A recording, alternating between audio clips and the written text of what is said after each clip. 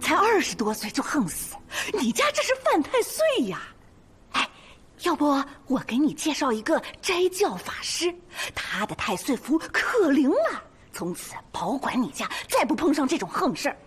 你胡说，我女儿不是横死。横死你也瞒不住呀！你的女儿上了吊，方正都知道了。要不是我们万年县刚没了县尉，公谢的人早都上了门了。我苦命的女儿啊，有什么事你想不开，怎么就上了吊了？她并非自缢。你刚才说什么？再说一遍。小姐并非自缢，而是被勒死后吊起来的。什么？我女儿是被勒死的？这话你可不能乱说呀！你要是想叫她死得不明不白，可以当我没说。我这就用颜色将她颈上的勒痕与指甲痕覆盖，便没有人可以看得出来。他是干嘛的？他瞎说的吧？炼容师是给逝者化妆的，是个新行当。这孩子原来也是花容月貌，走的时候还能这么漂亮，挺好。哎，你画一次多少钱？你这生意做得怎么样？是不是找你的人不多呀？哎，我跟你说呀，你呢想做好生意，得跟我合作，我给你介绍活，只要你2成佣金就行。行了，你别在这招揽生意了。说我女儿不是上吊，除了这几个指甲印，你可还有其他证据？真自缢者，眼合唇开，手握齿漏，缢在喉上，舌抵齿，喉下舌多出，而小姐并非这样。你看，锁钩平直，环绕颈部，颜色不深，这是被勒死的痕迹，且有指甲伤，应是试图自救时留下来的。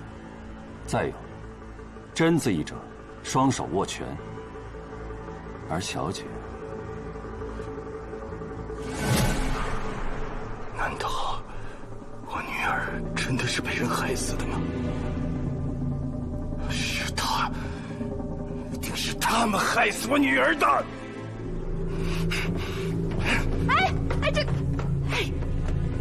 主人他给你钱了没有？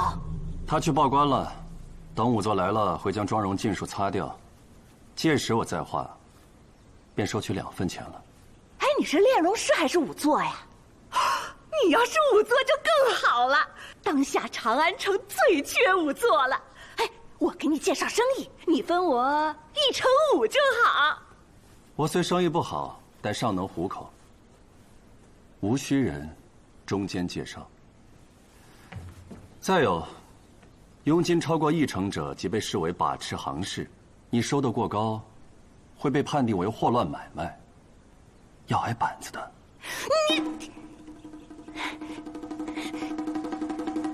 那你请客吃饭吗？我也可以订酒楼的，整个长安城最好的酒楼包房都可以找我订。你要是想请客吃饭的话，可以找我，不过不用担心佣金的问题，酒楼自会付给我的。徐期长，叫你来呢，是想问你，上次给马奎验尸的那个仵作，不常给公谢做事吧？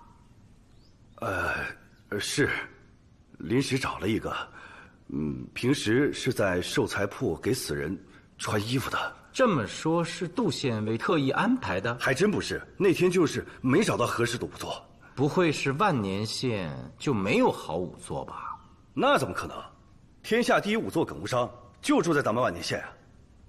耿无伤，哎呦，确实大名鼎鼎，也配得上天下第一这4个字。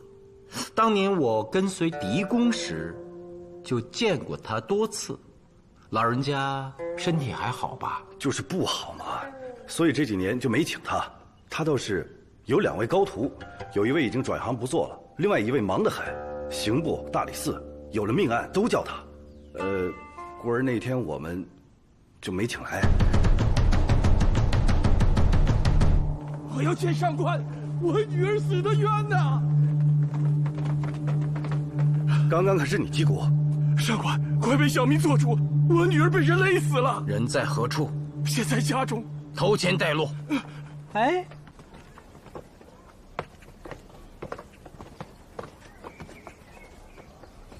先生便是阴妖吧？炼容师，阴妖，画得不错，妆容精致。也要感谢你，并未用妆容之物盖住死者颈部的勒痕、指痕。我已验过，你可以进去接着画了。我并没有看到仵作来，上官，确定不用再验尸了？阴妖，你以为你不干，万年县就没有好仵作了？苏县尉自己就是个好仵作。不可能，仵作不可考取功名，又如何能当上县尉？苏某确实不是仵作，仵作之学只是略懂皮毛而已，而先生一定是一位好仵作。你之前说死者是先被勒死，后又伪装成自缢的，判断无误，有劳了。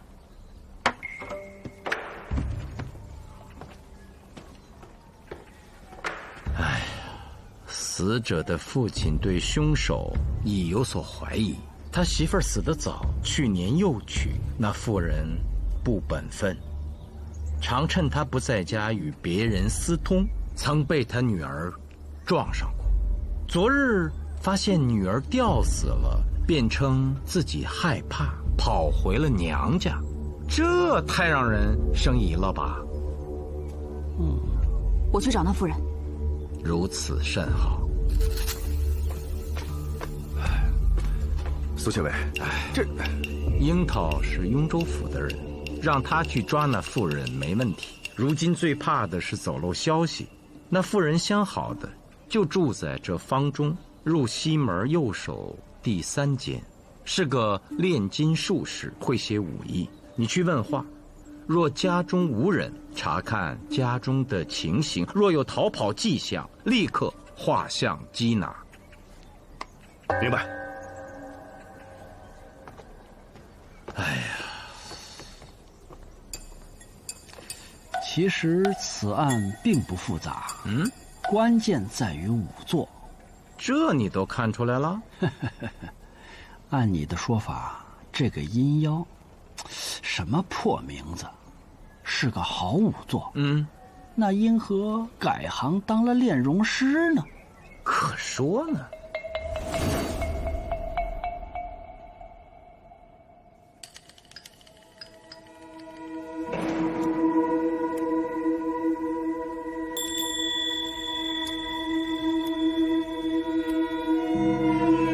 哎呀，就算是那个傲气的秦孝白来了，也得夸他画得好啊。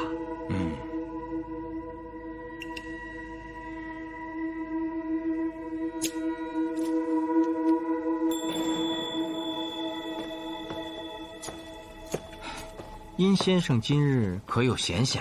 苏某想请先生小酌几杯，交个朋友。今日没空啊？哎，姓殷的，堂堂嫡公弟子苏县尉称呼你一声先生，那是给你脸了，你怎么如此无礼啊？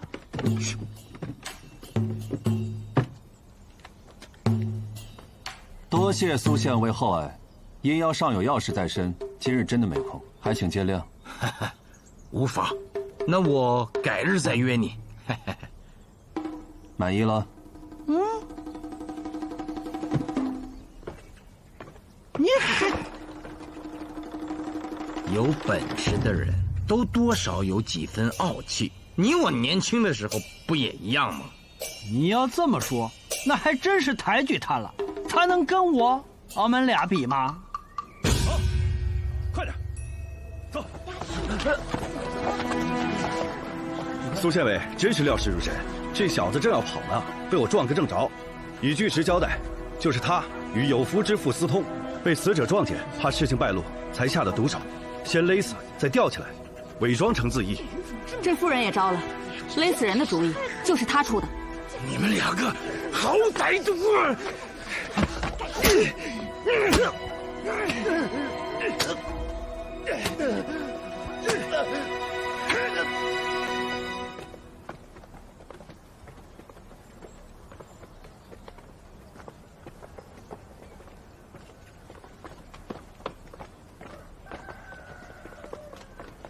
按照徐骑长所说，这儿便是耿无伤的住所。叩门。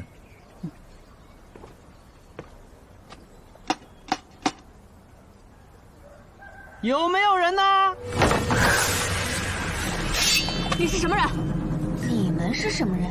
新任万年县尉苏无名前来拜访耿老。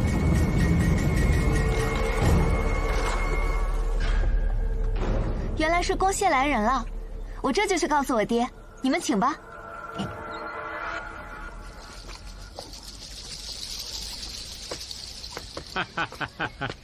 刚才听了贵客的大名，似乎是故人呐。正是晚辈苏无名。耿老，一向可好？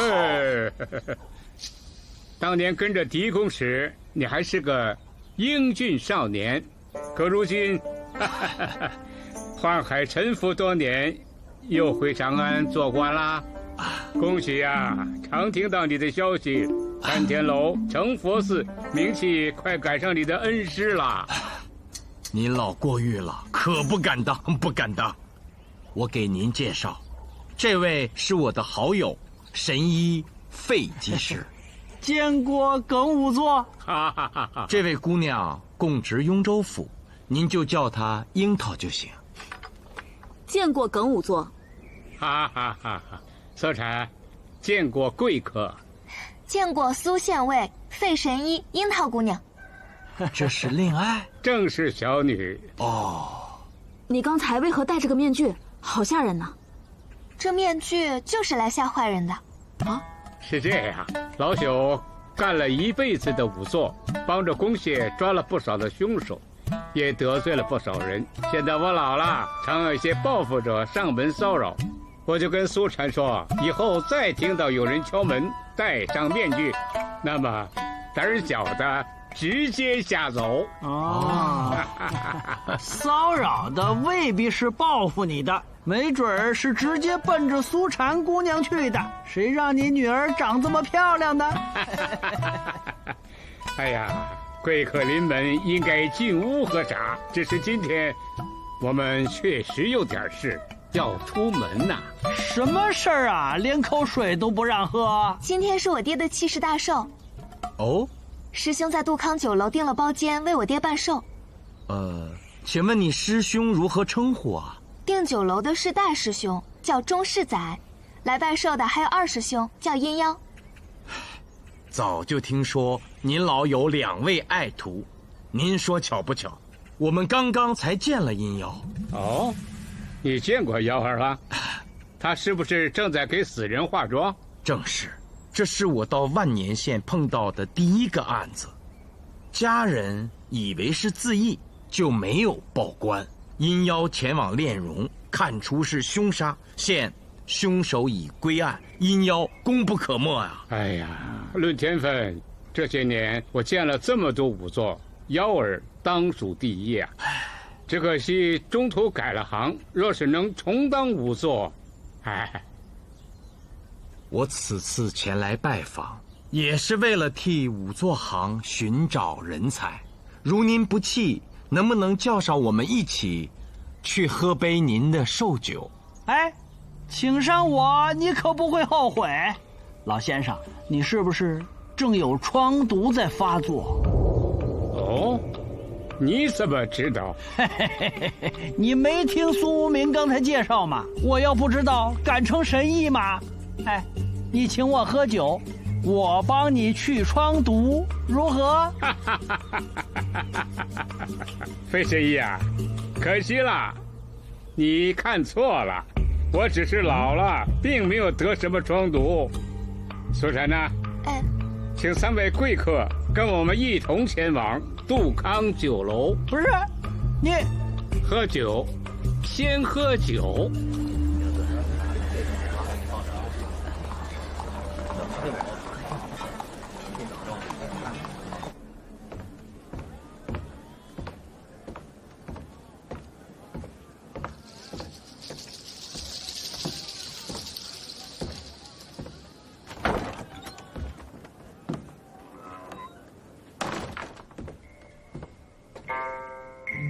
殷先生，没想到吧？又见面了。当着恩师的面可不能这么叫我。师傅，他们……苏县尉是为师的老朋友，今日到家中探望，为师便邀请前来赴宴。如此，因邀谢过两位贵客。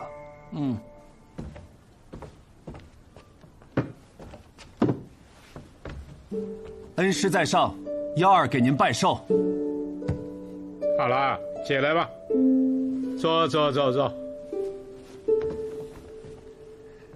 师傅，您老人家身体怎样？你不是3天前才来探望过吗？如此惦记，不如干脆搬回来住吧。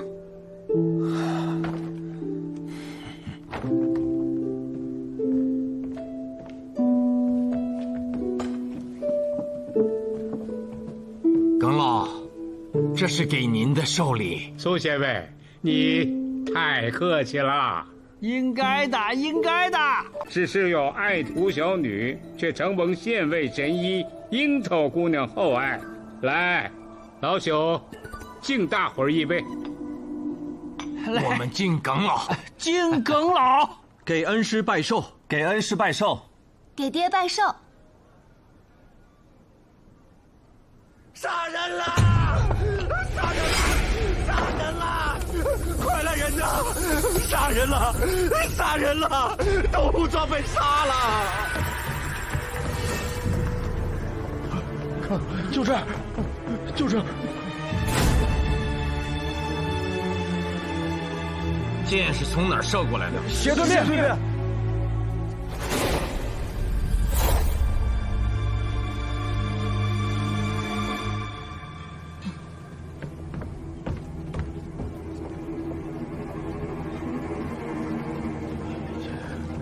太惨了，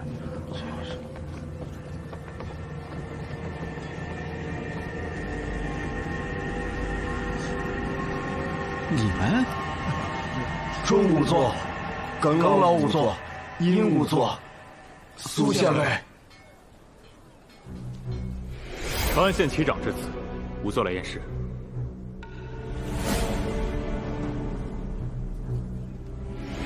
死者马奎，短刀割入脖颈，身见5分。你们都是仵作？有的人算仵作，有的勉强算，有的根本不算。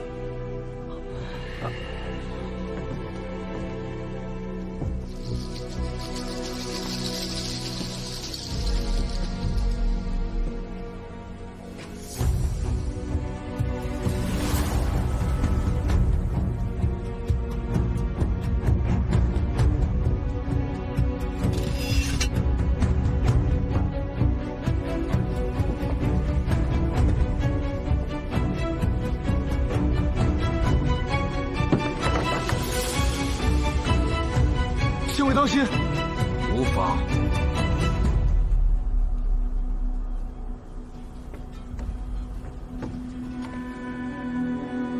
一见正中要害，此因无争议，无需验尸。哎呀，董院乃是葛九泉门下的大弟子，亦是最优秀的门生，这仵作行里又少了一个人才啊！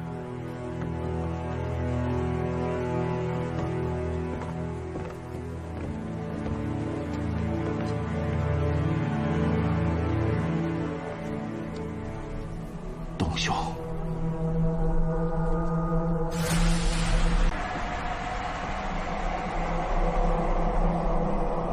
今日是董仵作请你们吃饭，这应该不是吧？什么叫应该？是就是，不是就不是。到底是不是我们也不清楚啊。不知道谁请客就来吃席，那你们是怎么接到的邀请呢？这个吕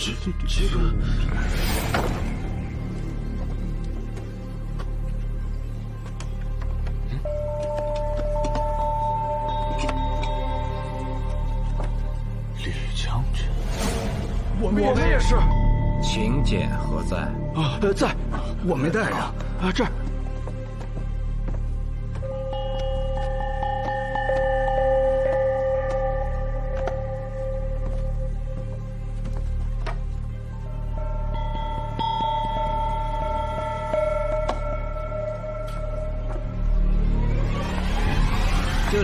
将军，你们可认识？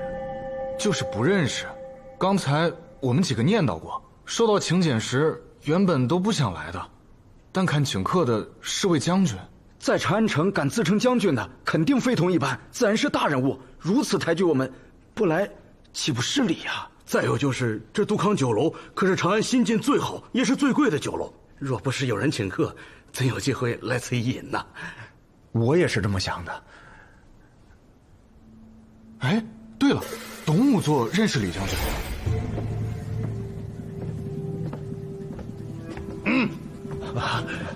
董武作，哼，这个吕将军，早知道他也同时请了你们几个，我就不来了。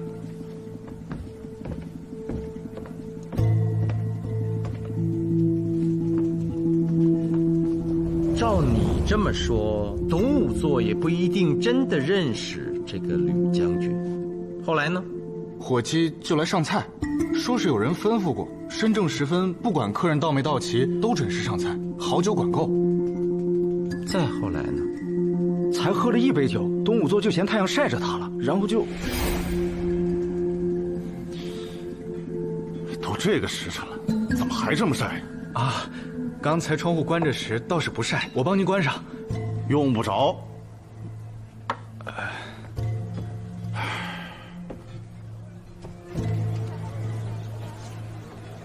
都说这梅雾包厢能看到最好的街景，我看也不过如此嘛。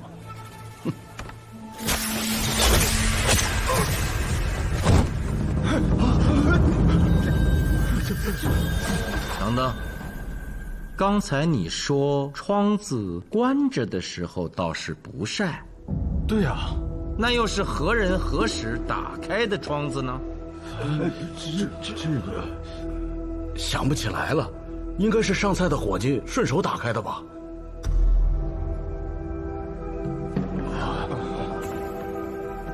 伙计何在？谁给梅屋上的钻？是阿秋。阿秋？这个小子可不地道，3天前偷吃客人的菜被我抓到了。我不是早就通知他让他滚蛋吗？他不是想好好干活，让您收回成命吗？今天他就抢着给客人上菜，结果给梅雾上完菜后没多久，就听见上面喊杀人了。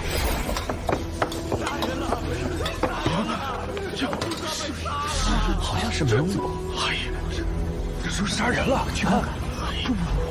刚才上官说要询问，让所有人都过来。我再去找他时，就不见了踪影。你可知阿秋住在何处？知道。去把他叫来。是。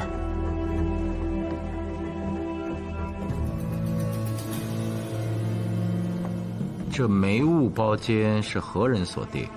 啊，是个叫吕将军的人。真名叫什么？那咱就不知道了。不是他来店里订的？是他订的，但来的不是他，是个预定郎。啊？何为预定郎？就是专门帮人预定酒楼的人。预定时通常不留真实姓名，而是在姓氏后边加个后缀，诸如说李举子、王进士之类。吕将军也是如此。预定郎，你可认识他？认识，就是高五娘啊。啊，不是预定郎吗？怎么又是个女子的名字啊？就是女子。预定郎她只是个行当，有男有女。能找到此人吗？这倒是不难，他常到杜康酒楼来预定，我知道他的住处。把他叫来。是。苏县尉，我们能走了吗？暂且回去，但万年县械会随时传讯你们。不得离开长安城啊！是。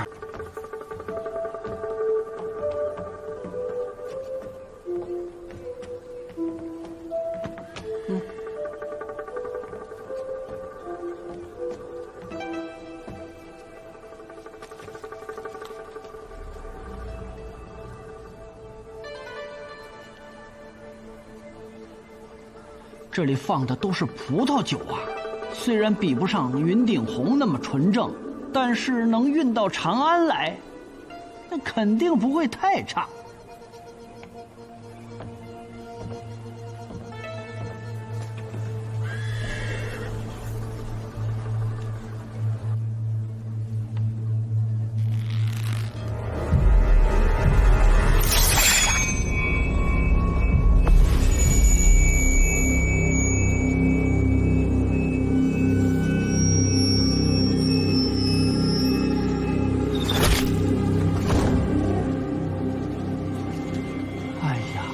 先得让预定郎订好包间儿，然后还要算准了董月一定会来赴宴，来，还就得坐在那个主座，还需算准，彼时窗户是开着的，且董月会起身关窗，使要害暴露无遗。最重要的是，此人必定射术精湛。这个凶手不简单呐！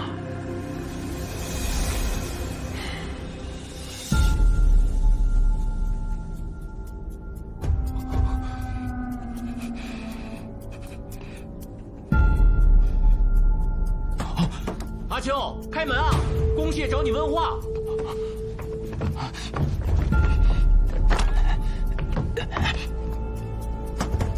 阿秋，在家没有啊？答应一声。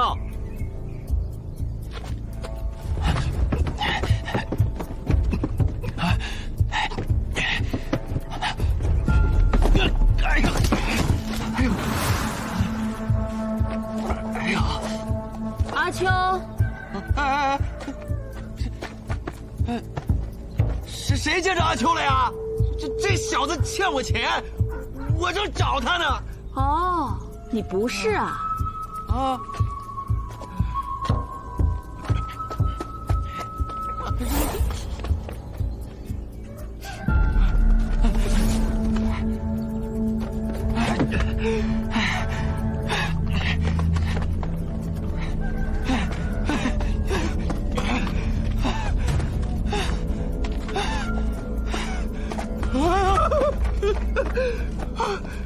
你是人是鬼啊？若说是人，在我大唐就属普通人；若说是鬼，那便好看了些。你希望呢？你个小娘子，别找不痛快！本大侠从来不打女人，可你却拦不住本女人要打你。我。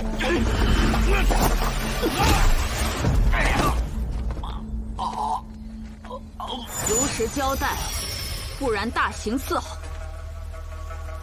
那天给客人上菜的时候，我就偷吃了一口，正好被老板看见，真是丧气。谁知晚上回家，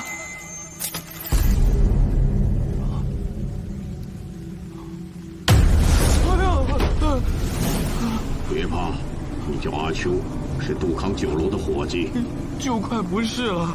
因为偷吃给客人上了菜，对吧？你怎么知道？后天申时，梅坞包间有大人物宴请贵客，你照我说的做，你们老板自会留下你。信不过我，这个你总信得过吧？我本来是不想拿，只不过这100钱挣得太容易了，只要我上菜的时候把窗户打开就行了。没别的了？没有，我哪知道他是要杀人呢？我当时听到楼上喊死人了，我吓得腿都软了，我就赶紧跑了。我没罪吧？我是拿了100钱，不会让我给那个死了的仵作偿命吧？哼，因为贪财，你被凶手利用，导致他人被杀。我知错了。看在我阿秋这么些年老实本分，从来不欺凌老幼和女人的份上，你们就放了我吧。这难道不是你应该的吗？若是悔改，就该主动投案。你跑什么？我回答不上来了吧？苏明啊，这种人必须教训啊，要不然以后不定干出什么坏事来。我以后再也不贪财了，我认罚。要不打他3板子，以示惩戒？这么轻？是怕把你打坏了，无法再讨营生。记住这次教训，以后啊，小偷小摸的事儿莫沾，嘴馋就别去酒楼当伙计，干点别的。我记住了，我记住了。押下去。是。上官，我是高五娘，我是帮那个吕将军订了包间，但谁知道他要杀人呢？我就是个预定郎，命案可跟我没有关系。您新官上任要请客吗？你要请客，我可以帮你预定，整个长安万年两县最好的酒楼我都订得到。还是先说说你是在哪儿遇到的那个所谓吕将军吧。东市啊，现在生意不好，那天我在东市上逛了一整天，才遇到这一桩买卖。长兴坊的杜康酒楼订得到吗？可以呀，您定哪一天？3日后申正时分，我要阳面的梅坞包间，行吗？看来您有所了解呀。杜康酒楼最好的包房就是那一间，但确实难订，一排要排上7、8天以后呢。不过我有熟人，指定订得上。您怎么称呼啊？吕将军。和酒楼说，不用等客人都到齐，申正时分准点上菜，好酒管够。得嘞。来，拿着定钱。樱桃，带他去苏山殿，让喜君画像。明白。画像那感情好，不过可给我画的美着点。我看你是想的挺美，给你画像有何用？是给那绿袍大胡子吕将军画像，到时候你需把他的面部特征说出来，越仔细越好。啊，走吧。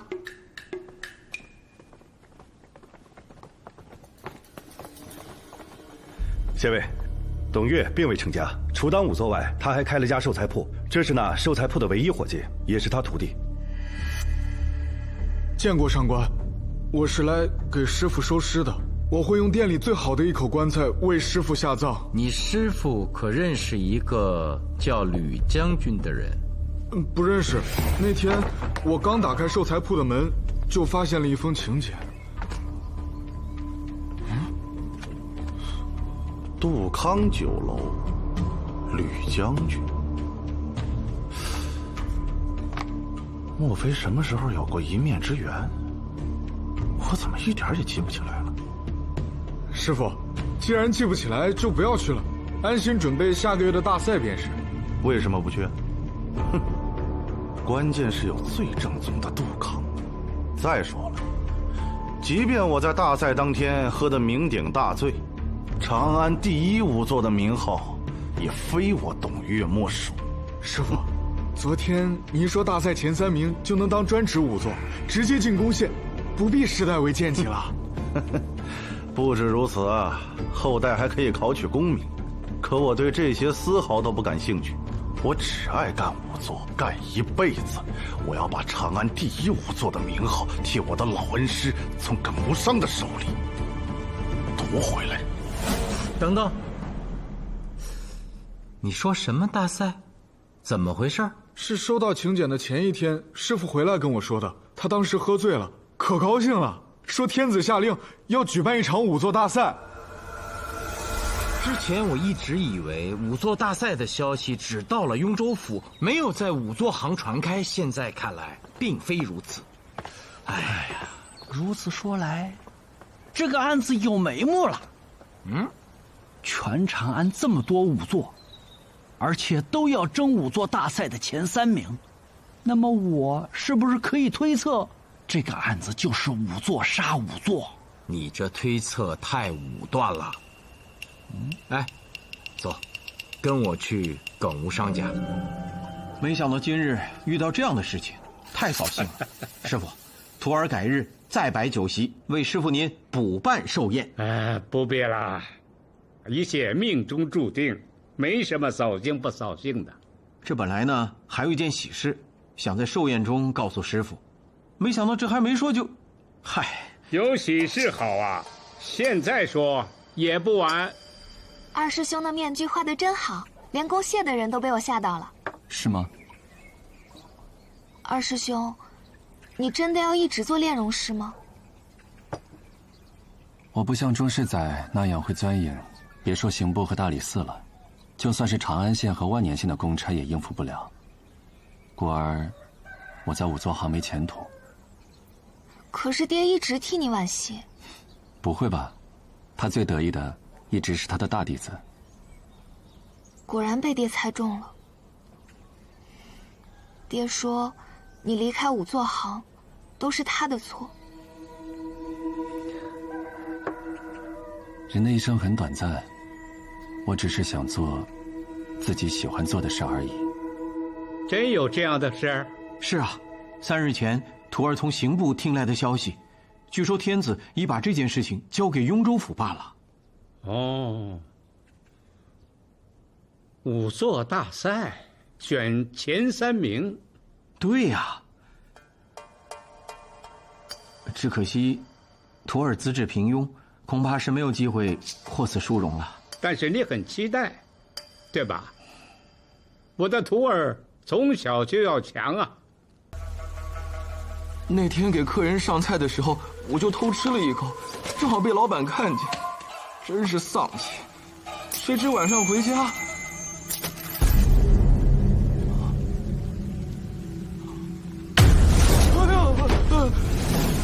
别怕，你叫阿秋，是杜康酒楼的伙计，就快不是了。因为偷吃给客人上的菜，对吧？你怎么知道？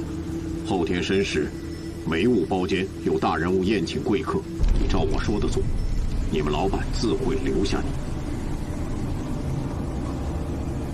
信不过我，这个你总信得过吧？我本来是不想拿，只不过这100钱挣得太容易了，只要我上菜的时候把窗户打开就行了。没别的了？没有，我哪知道他是要杀人呢？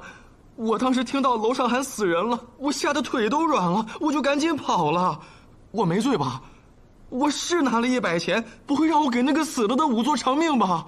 哼，因为贪财，你被凶手利用，导致他人被杀。我知错了。看在我阿秋这么些年老实本分，从来不欺凌老幼和女人的份上，你们就放了我吧。这难道不是你应该的吗？若是悔改，就该主动投案。你跑什么？我回答不上来了吧？苏明啊，这种人必须教训啊，要不然以后不定干出什么坏事来。我以后再也不贪财了，我认罚。要不打他3板子，以示惩戒？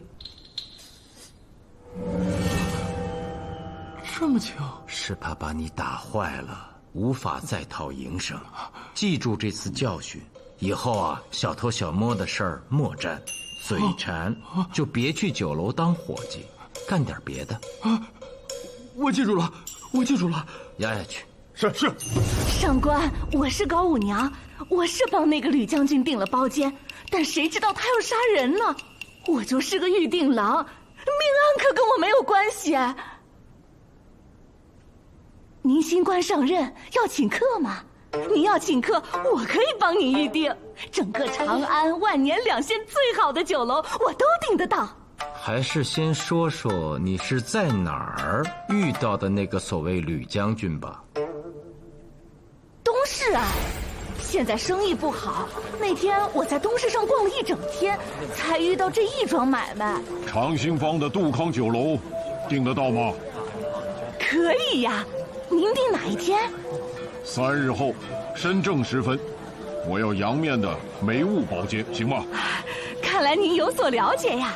杜康酒楼最好的包房就是那一间，但确实难订，一排要排上7、8天以后呢。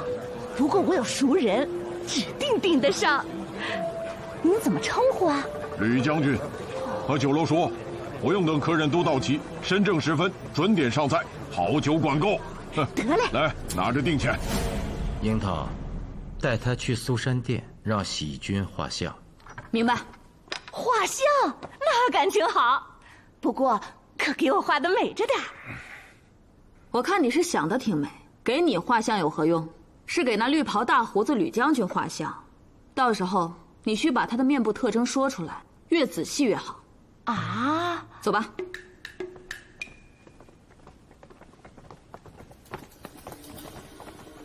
谢位，董月并未成家，除当仵作外，他还开了家寿材铺，这是那寿材铺的唯一伙计，也是他徒弟。见过上官，我是来给师傅收尸的。我会用店里最好的一口棺材为师傅下葬。你师傅可认识一个叫吕将军的人？不认识。那天我刚打开寿材铺的门，就发现了一封请柬。杜康酒楼，吕将军。莫非什么时候有过一面之缘？我怎么一点也记不起来了？师傅，既然记不起来，就不要去了，安心准备下个月的大赛便是。为什么不去？哼，关键是有最正宗的杜康。再说了，即便我在大赛当天喝得酩酊大醉，长安第一仵作的名号，也非我董月莫属。师傅，昨天您说大赛前3名就能当专职仵作，直接进宫线，不必世代为剑姬了。不止如此啊，后代还可以考取功名，可我对这些丝毫都不感兴趣。我只爱干仵作，干一辈子。我要把长安第一仵作的名号替我的老恩师从耿无伤的手里夺回来。等等，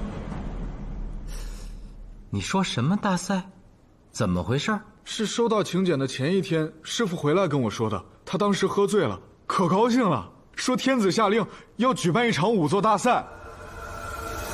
之前我一直以为仵作大赛的消息只到了雍州府，没有在仵作行传开。现在看来，并非如此。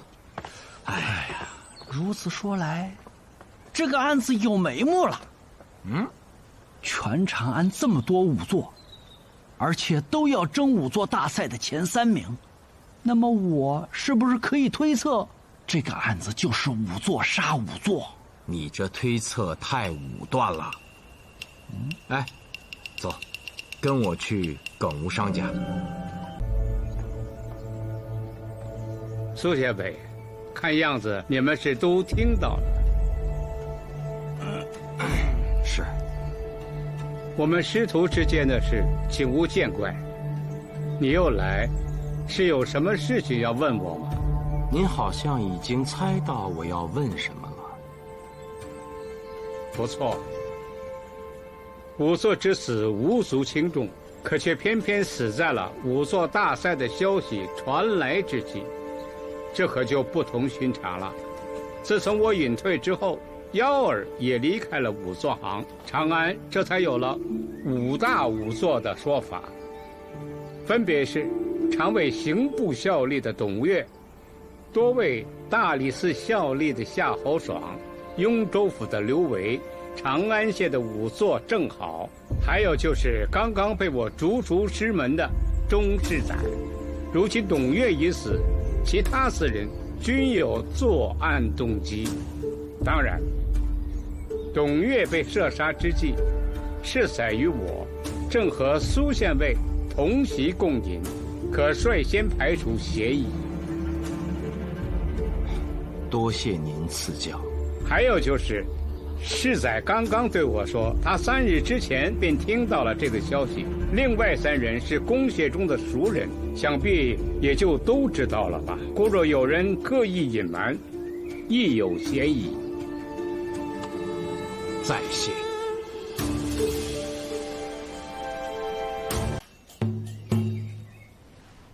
哦，上任第1天就碰到这么离奇的案子？可说呢，此案确实棘手。哎，要不然这个案子你们雍州府拿去查得了。苏明，我才不会上你的当呢。我这次来，本是想请你喝酒的，毕竟重回仕途，值得庆祝。可你有要事在身，本参军就先告退了。哎，别急着走啊，帮我出出主意。哎，你觉得那个耿仵作分析的有道理吗？当然有道理啊，不过可先排除仵作刘维，因为今日申时，他正在陪同本参军查案。这个思路好，可逐个排除。大理寺案子多，仵作夏侯爽你我都熟，也可以暂时排除。那不就剩下长安县的仵作郑好了吗？你做过长安县尉，那个郑好，你难道不认识吗？何止是认识啊，他可是整个大唐最有底气的仵作，出自荥阳郑氏。5姓7家当仵作，这没法不让人印象深刻。我记得他祖上是窦建德手下的大将，善射术，百发百中。后来窦建德被太宗文皇帝给击败了，其祖上不肯投降，还以世家名门为傲，这把文皇帝给气的，就罚他们这一支世代当仵作。对啊，你也说了，他祖上善骑射。哎呀，是啊，董越就是被那凋零箭给射死的，得查这个郑好。那个罗三军，樱桃不在我身边，去查这个郑好，我这心里可没底啊。要不然你陪我去一趟，给我壮壮胆儿。好你个苏明啊！我的苏大县尉啊，绕来绕去，你还是在算计我呀？这怎么是算计你呢？再说这不是你自己送上门来的吗？仵作郑好为人跋扈得很，还会舞。我一介书生，我去查的，他万一一生气，他射我一箭，我就……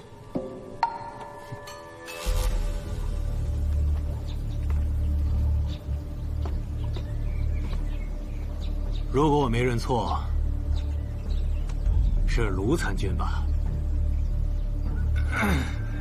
怎么，苏县尉你难道不认识吗？认识，苏明嘛，仗着是嫡公弟子，从长安到万年，又当上了县尉。两位，何事登门？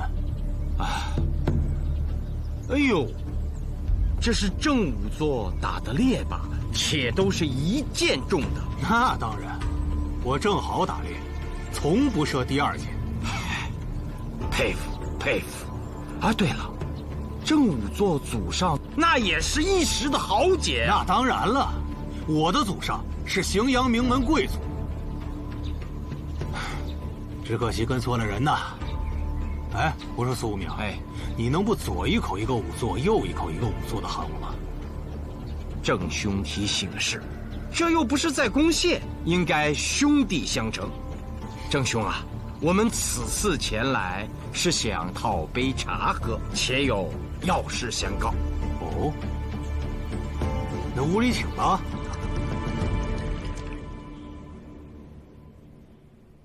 什么仵作大赛？没听到消息。那现在我把消息告知你了，你会去参加吗？不一定，不一定。我这个人好面子，怕万一进不了前3，遭人笑话。毕竟京师仵作行中藏龙卧虎，我虽名在5大之中，但我一向谦虚谨慎，也不敢说就胸有成竹啊。更何况我一个人吃饱全家不饿，不担心后代考取功名，所以就不参加了吧。今日申时，郑兄在哪儿啊？打猎去了，外边挂着的猎物，你刚才不是看见了吗？可我观那猎物不像是申时打的，从伤口的颜色和血腥的气味来判断，更像是一早打的。你这是在跟我卖弄仵作之学？正好，你的弓呢？你要干什么？你郑家以射术著称，想必弓是祖传，且是好弓。我想见识见识。怎么，怀疑上我了？何来怀疑之说？卢参军只是想欣赏欣赏你的弓而已。好，等着，我给你取去。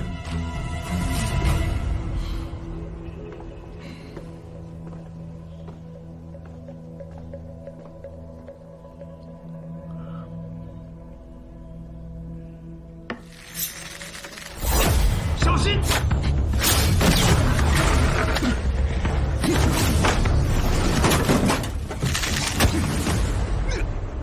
是你！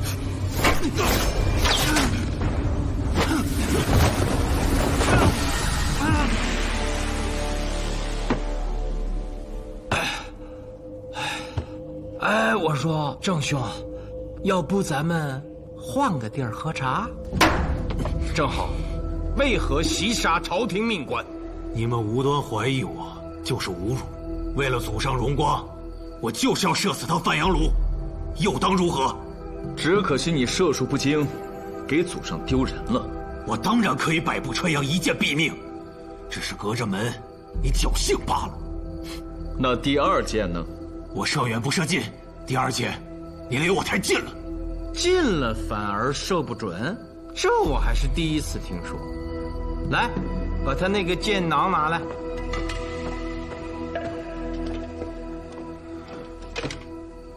这箭囊用了好几年了吧？你是瞎呢，还是故意瞧不起人呢？看不出这是个新箭囊，这是我前天新买的。是吗？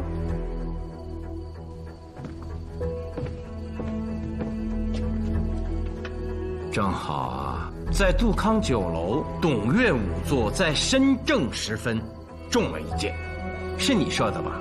董岳死了，与我无关。我说过他死了吗？我听别人说的，他死了。量他的脚。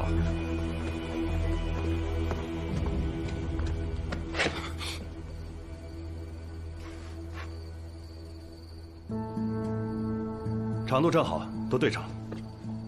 正好，在杜康酒楼的对面，酒库2层，我们发现了凶手的脚印，跟你对上了。你还有何话要说？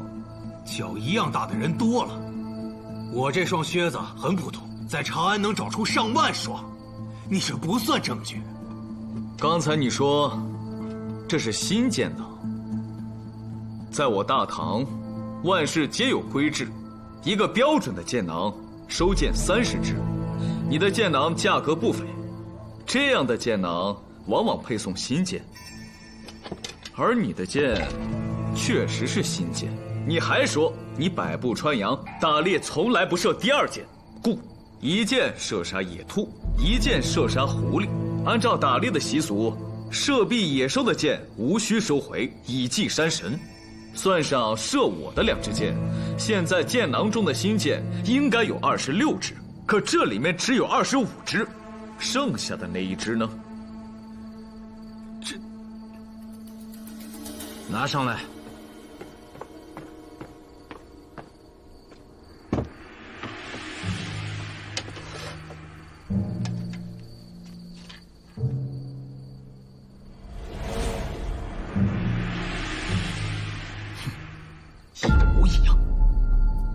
射杀董岳的这支新箭，原本就在你的箭囊中。武艺兵器之事，你瞒不过卢参军。我在山上打猎，申氏还没回来呢。可有证人？山间的野兽、飞禽，可为我作证。哼，苏县尉，你无需再跟他废话，大刑伺候。但我觉得像他这样的人，在弓械上打根本没用，给我拉到东市上去打，让全长安的人看着他挨打。士可杀，不可辱。你还是别脏了这个士字吧。都愣着干什么呢？拉到东市上去打，打完拖到西市接着打，继而滚尸。是。走，等等！你们杀了我吧。董岳那厮是我射毙的，我认了。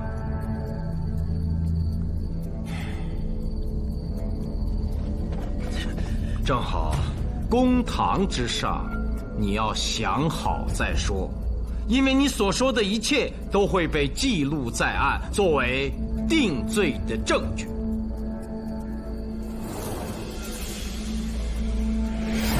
真好，真好。各位上官，有礼了。啊，我们干一杯。哎，董岳，你难道没看见我吗？哼，看见了，一个仵作，干嘛总跟当官的混在一起？我们同为氏族之后，我管你祖上是谁，你现在不过就是个仵作，还是一个技不如我的仵作而已。好你个董月，你给我等着！这件事发生在半个月前，我都快忘了。可是昨日，长安县有一个案子，同时两处发现尸体，我跟钟世载分别验尸，正在切磋验尸所得。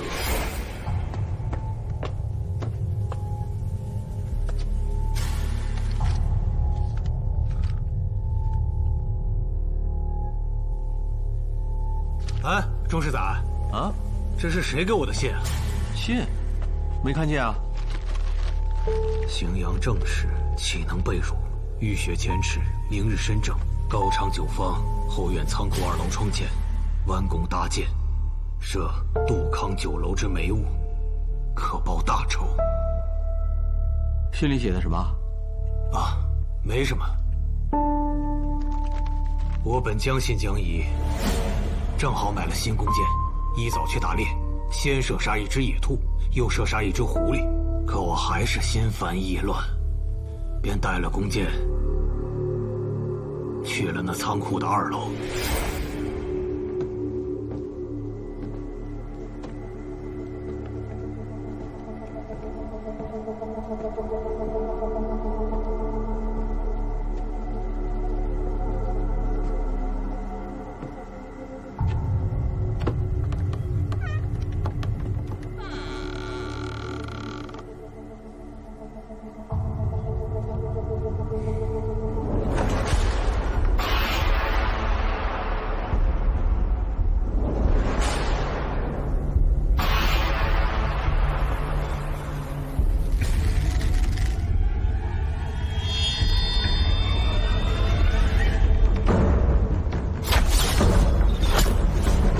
射杀董月，不仅是为了报仇吧？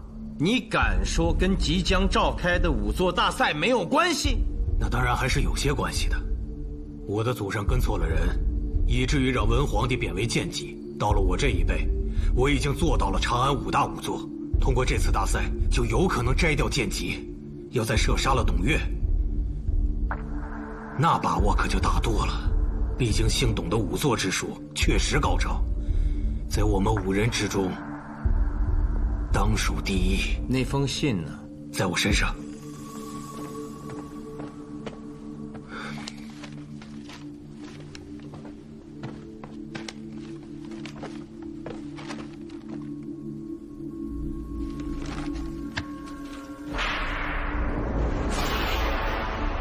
虽前处于太阴，常寄勋于君王，或不误其所舍，倡神霄而避光。于是背下临高，存往神流，移情想象，故忘怀愁。既灵体之复行，遇轻舟而上溯，扶长川而忘返，思绵绵而增慕，夜耿耿而不寐。真怎么回事啊？一篇《洛神赋》你已经背了2日了，难道还要背第3天吗？我让你在家好好读书，你净贪玩了是吧？哥哥没贪玩，哥哥很用功的，只是什么？隔壁的破屁又来捣乱，说哥哥不该学诗文，应该跟着爹学验诗去。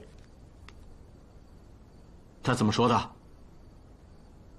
他说，杰儿，仲丕，你是男子，已经12岁了，这种事情还需要你妹妹替你说吗？那破屁说，爹是仵作，我以后也只能是仵作，仵作就是查验死人的，无需认字，更不需要背曹子建的诗赋，即便背会了，也只能被人耻笑。我想上去打他，可又怕打不过，反倒让他有机会欺负妹妹，所以就没理，一直保护妹妹，故而耽误了背书。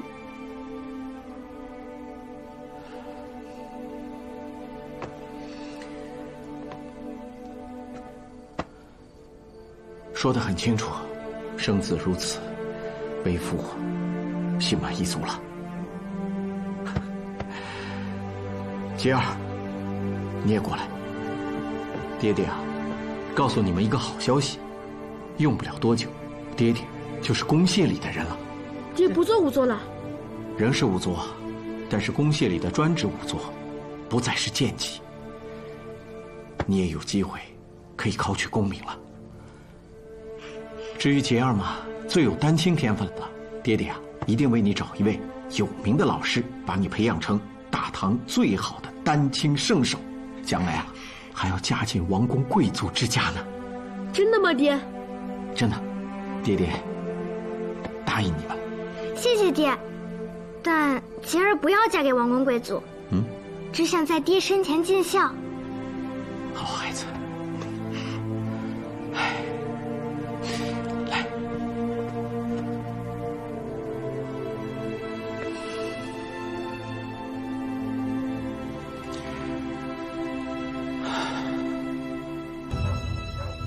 老头子，咱家最近啊，怕是有喜事要临门喽。为什么这么说呢？你不知道，咱闺女呀，今天在大街上捡了一袋子的钱，数了一下，一共啊7749枚，这是多么吉利的事儿啊！哎，咱闺女不是正愁嫁呢吗？我想啊，这一定是天赐良缘要降临了。哎呀，别美了，赶快熄灯睡觉吧。45、46、47、48、49。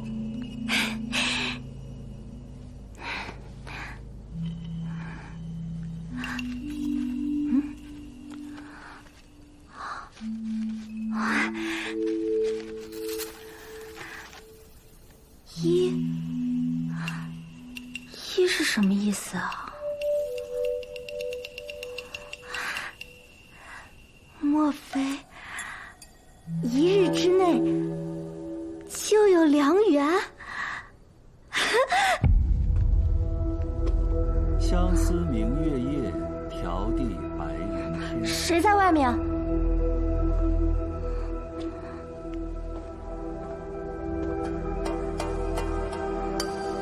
郎君，你是谁啊？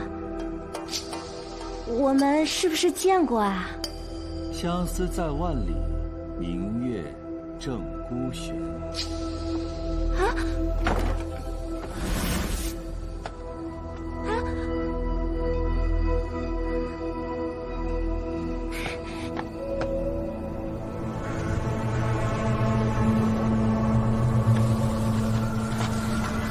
郎君。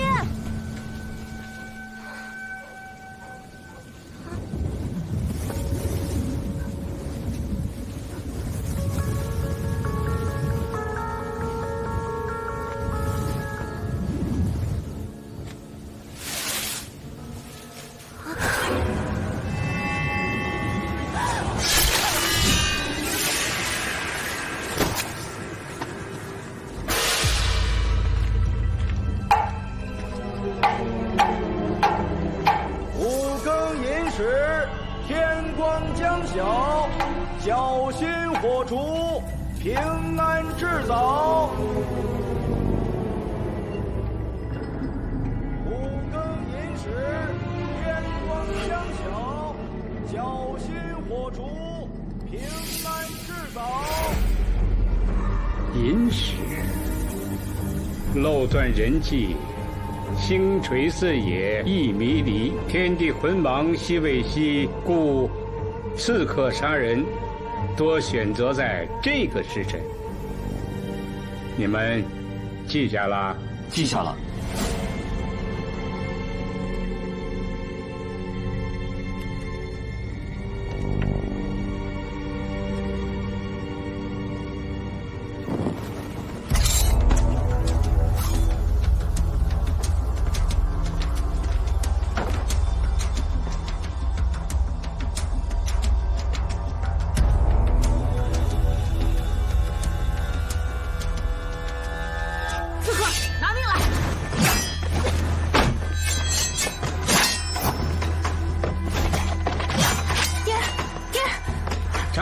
别出声！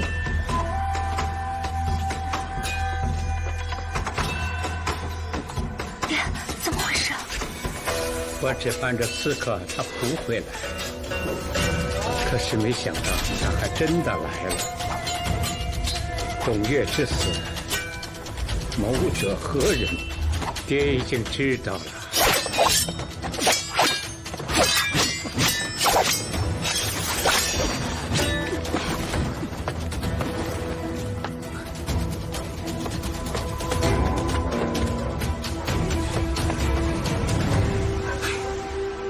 还真小瞧了这刺客。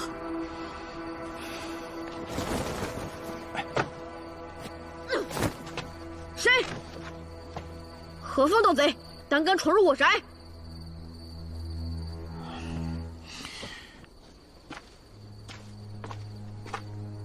皮尔，不在读书，在做什么？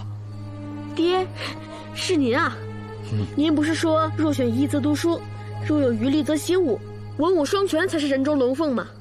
我说过这个话吗？说过。哦。您为什么翻墙进来？啊，那也是习武的一部分嘛。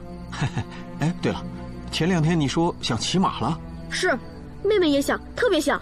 今天就骑，和你妹妹收拾东西，走。就。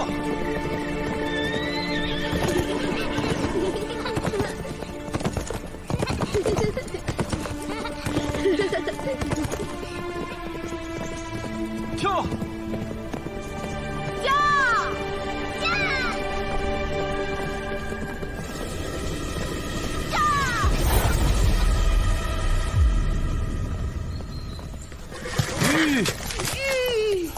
钟仵作，这么早就出城，这是要去哪儿验尸啊？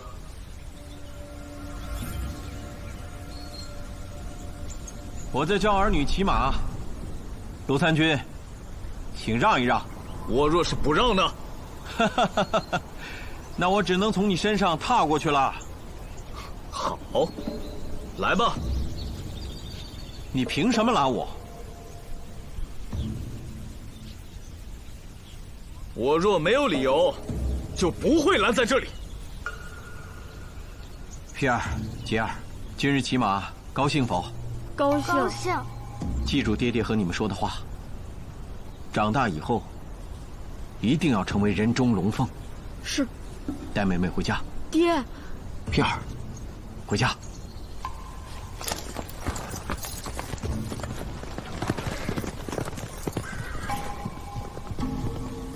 卢参军没有当着我儿女之面动武，钟世载谢过。利用正好杀害董月，一箭双雕，以确保自己在武作大赛上能够获胜。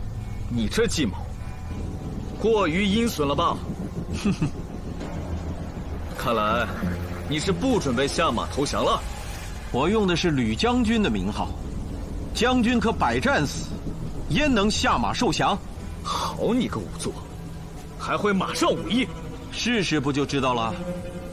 2年前，听说右金吾卫中郎将在鬼市力破幽冥四怪，用的是3节枪，好生羡慕。我便把这条跟随我多年的丈八蛇矛也改造了一番。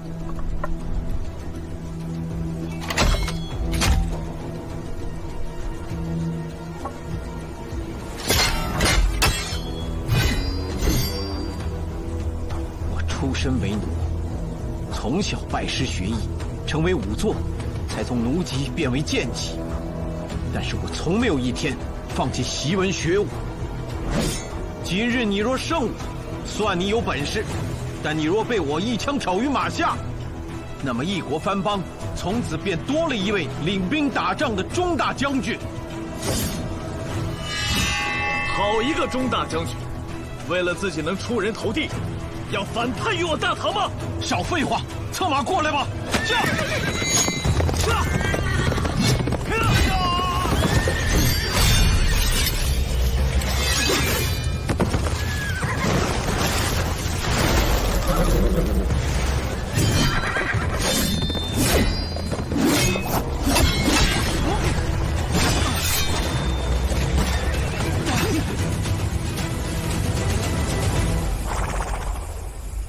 听说那贼武艺高强，哎呀，若没有卢大将军出手相助，我们万年县还真抓不住他。哎，少客套。薛环已经先行入方里案了，本参军就不陪你审案了。告辞。罗凌风，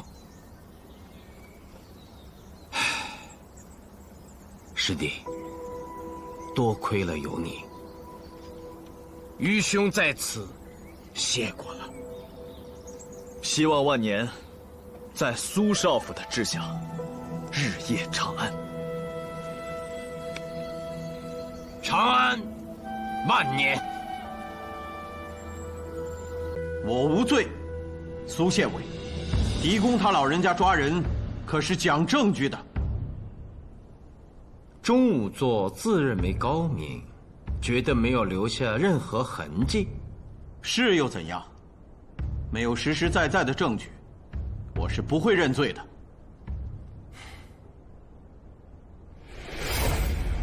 信上的字，黑墨中夹杂着棕色，应该是作画颜料中的颜色，说明平时此人作画，或者身旁常有作画之人。你给儿子起名丕，给女儿起名节，这可是魏武帝给儿女起名用的字啊。那又怎么样？你的女儿叫钟洁，你从小就培养她绘画的才艺，对吗？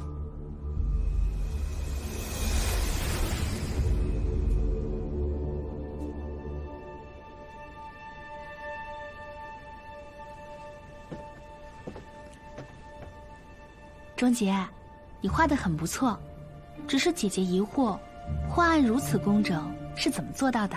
因为爹不让任何人用这桌案，阿兄也不行，他自己也不行。那你爹平时在哪里写字啊？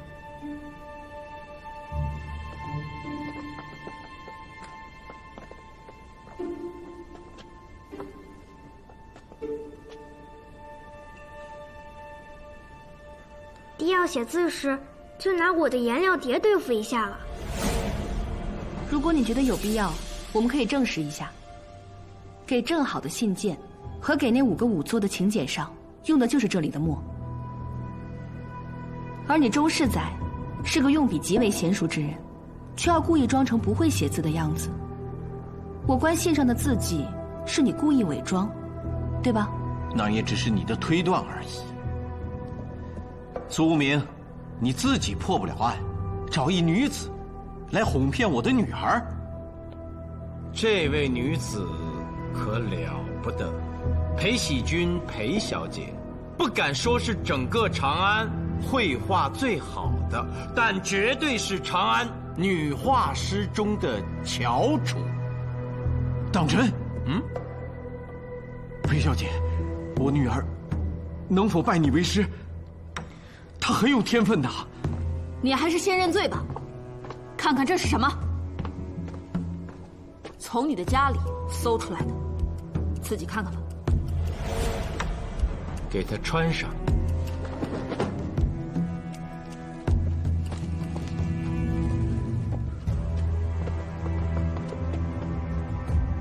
来，看看这个。这是何人所画？裴小姐根据高五娘的描绘所画，这能算是实实在在的证据了吧？裴小姐，收洁儿为徒吧。哦不，过继给您，做您的义女。裴小姐，洁儿聪慧孝顺，我真的不忍心让她一辈子在贱籍啊。钟世载，钟洁很有天分，我也喜欢她。若有机会，我一定教她画画。但这是公堂之上，请你快起来。钟世载，你深爱着自己的孩子，但这不是你犯罪的理由。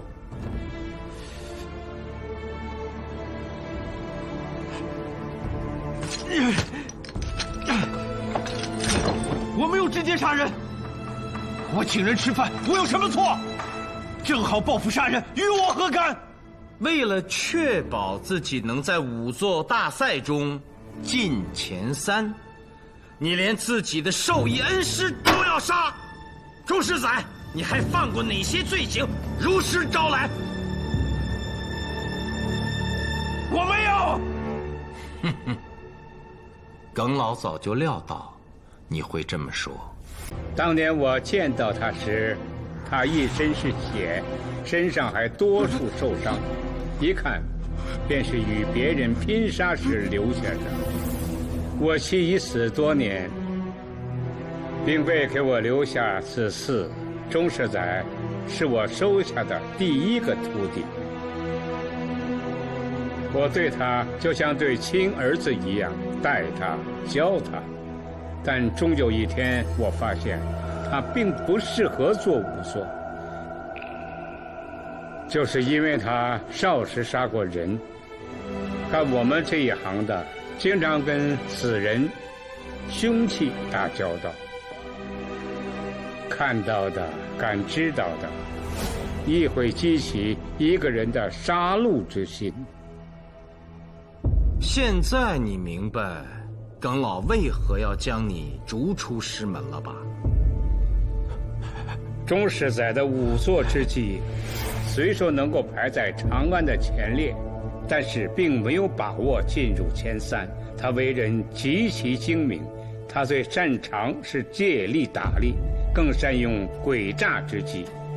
故当我发现董岳之死没有那么简单时，我就怀疑上他。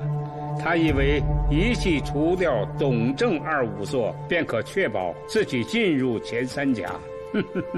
我谎称自己要参加仵作大赛，并且提前写好了这个，等他来。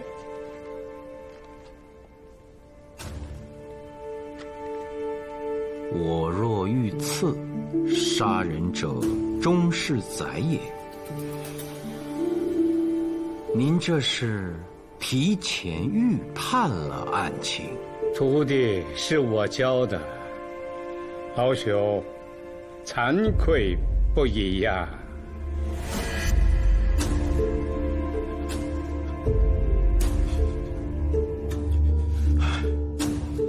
我昔日为奴，却有幸随小主人读书习武。小主人愚钝，或者说就是一个傻子，无论是读书写字还是马上马下的功夫都不如我。主人因此生气，常常打骂我出气，我只能一直忍耐，只为了可以继续读书。但是我的忍耐并没有换来善待，主人越发残忍，几次险些打死我。我忍无可忍，就杀了他们一家3口，又伪装成盗匪夜袭，我自己也受了伤，才骗过了捕贼关，逃了出来。活到了今天，师父说的对，我早就厌倦了做一名仵作，因为我每次看到死人、凶器、杀人现场，我就会想到曾经的自己呀。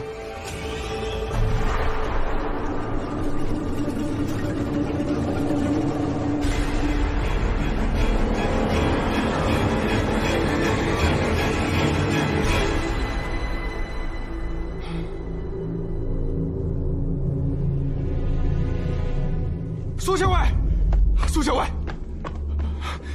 发生一起斩首案，死者是一名年轻女子，身首异处。何须验尸？仵作钟世载在此。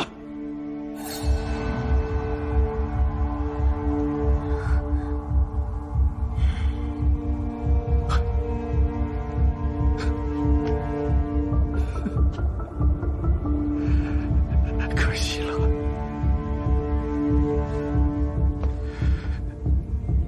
做仵作的机会也不再有了。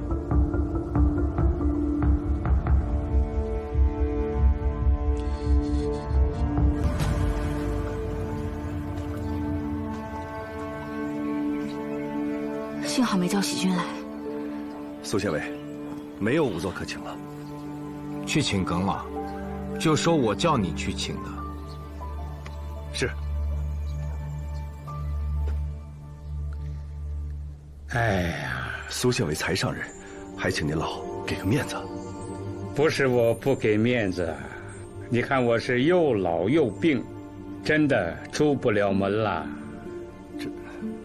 苏禅啊，你跟徐局长聚一趟，就说是代赴验尸，问苏县尉能否应允啊？怎么？你不是一直希望自己做个仵作吗？可我是女子，能做仵作吗？哎，女子验女尸比男子更为方便。再说，苏无名是狄公的弟子，自不会因循守旧，也许正可成全你，拿上我的验尸箱，去吧。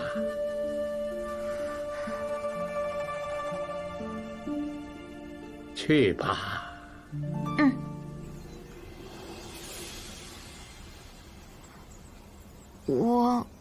我以前没验过尸。每个人都有第一次，请吧。苏县尉真的允我验尸？耿老既然让你来，想必你已得到他的真传。另外，樱桃可以帮你记录。如此，有劳了。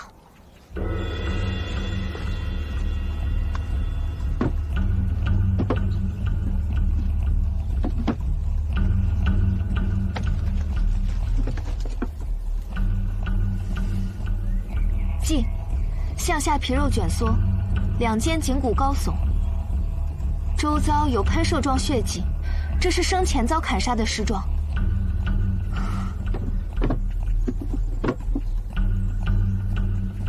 头颅在肩膀右侧4尺，头颅断面平整，可与躯体接上，故推断应是被刀剑之类的利器所砍，且杀人过程为一斩而就，应即刻寻找亲属辨认尸体，确保身首为同一人。丧命时间，观伤口应该在亥时，最晚子初时分。苏县尉，我不知道还需要验什么了。验得很仔细，思路清晰，判断无误，未来必是可继承耿老衣钵的好仵作。徐期长在，按仵作所言，立刻去寻找死者亲属。今日仵作苏禅可得最高验尸费用。另外，未来万年县需要请仵作时，均可请苏禅。是。苏禅，你不错，一点都不比苏县尉验的差。恭喜你成为女仵作。其实你并非第一个，我们之前在石阳县也见过，且不止一个，所以你并不孤单。尸体都看过了，能确认身份吗？就是我的女儿，昨天还好好的。都怪你，孩子捡那点倒霉的钱就应该扔出去，你倒好，还当什么好事？捡钱？哎，娘，你看，这是谁丢的呀？这个荷包是你们谁的呀？卖包子。不是我。哎呀，快数数有多少？哎。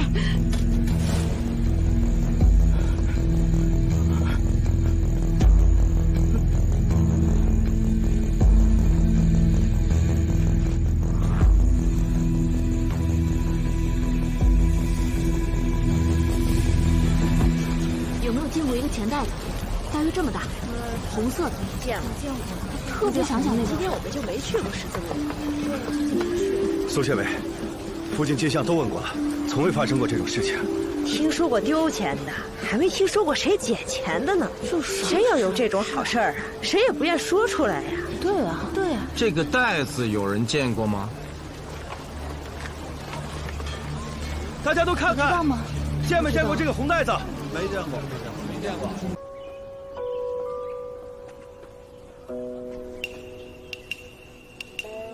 从这后门出去不足20丈，便是案发之地。鉴于这闺房和父母所住的卧房相邻，而他父母没有听到任何声音，且死者身上没有撕扯抓挠的痕迹，可断定，他并不是被歹徒胁迫，而是自己走出去的。他到底看见了什么？据说那死人的院子已经荒了很多年了，传说闹鬼，邻居们平日根本不去。他这深更半夜的，不找死了吗？哎，死者为大，莫乱说。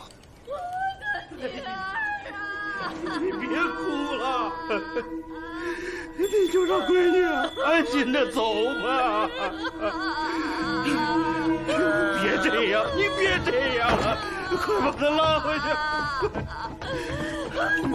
我女儿竟被你画得如此美丽，让老夫该如何谢你啊？这是炼融师应尽的本分，无需谢。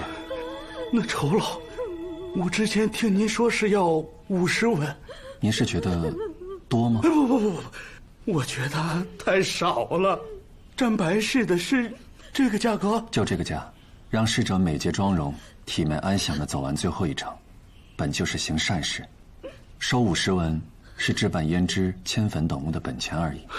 如此，我带小女给您鞠躬了。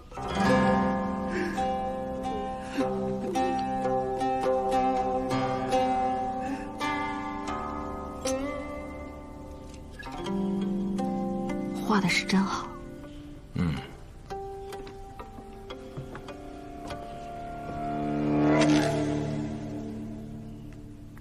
没想到在这里又碰到苏校尉了。案情未明，例行探寻而已。可有线索？暂时还没有。不过就今日之所见，让我更能感受到你这份职业的意义。之前我还想着要劝你重归仵作行，现在看来没有这个必要了。多谢苏校尉。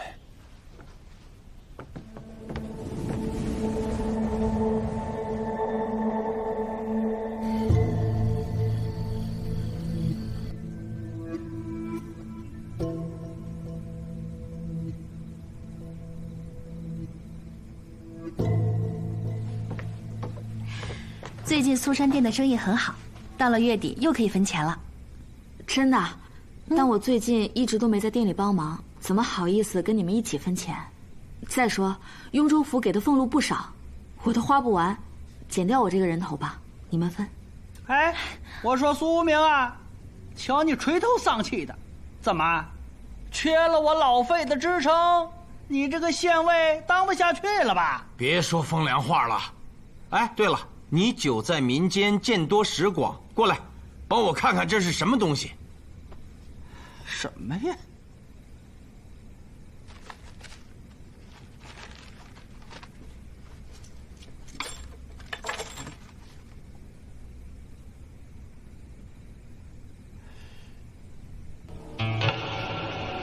这是何人的？一个被斩首的死者。可是被杀之人在路口捡的。费叔，你怎么知道？这是别人丢的储气袋，借寿用的。借寿？师父，你对我恩重如山，我一直没有机会报答你。若是能选，徒儿宁愿借寿给您的。师父。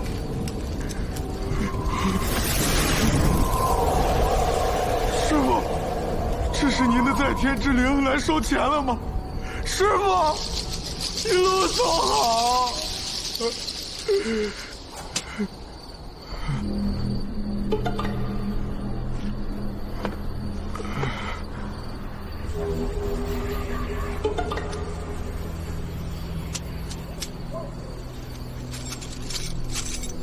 哎，这谁丢的钱袋啊？这种事儿在鬼市时有发生。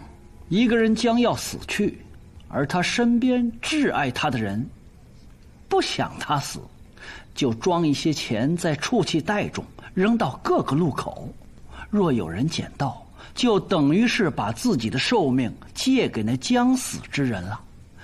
但是把捡钱的人杀了，这可不是借寿啊，这是抢寿啊。这在鬼市中都极为少见。那这1字儿便是借寿1年的意思？那要看那将死之人病得厉害不厉害。若是很厉害，哪怕借1天也是有可能的。借寿1天杀一人，这也太残忍了。写着字的人虽说用笔很熟练，但字却写得勉勉强强。哦，一休，你看，他的收笔很用力，一看就没有先生教过。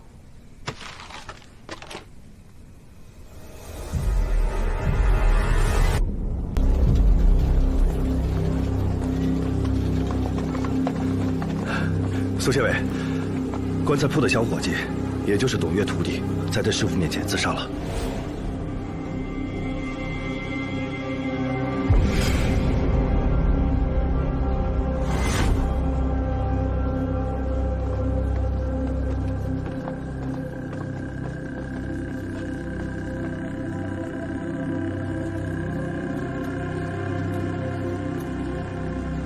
这把剑啊，平时就放在这儿。据说是辟邪用的。要说这董月，干了一辈子仵作，身上真有点邪气。他横死，肯定心有不甘啊，非要把徒弟带去给他陪葬。徐系长，你怎么知道他是自杀？这不是很明显，他就是请仵作。是。去耿仵作家，请苏禅来。是。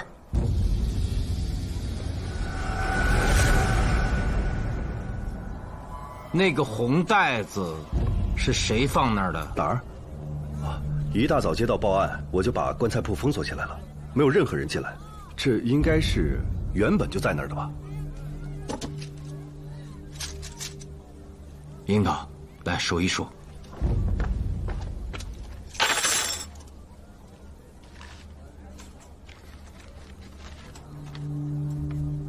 7749。3。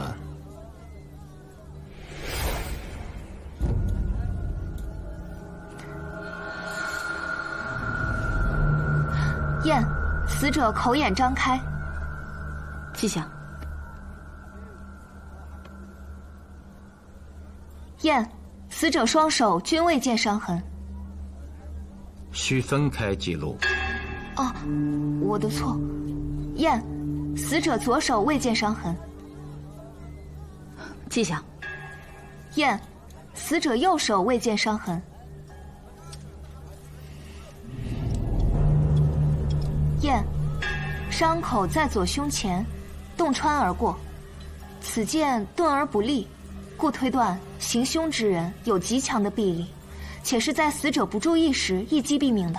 你怎么确定是有凶手？为何不是中邪自杀的呢？若是自杀，以死者的臂长，根本握不到剑柄。若握住剑身，刺入并洞穿其胸膛，那么手掌必然会留下伤痕。更何况以此剑之钝，绝没有此可能。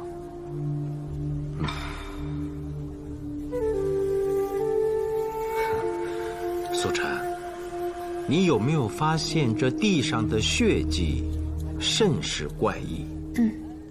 我也发现了，正准备仔细检查。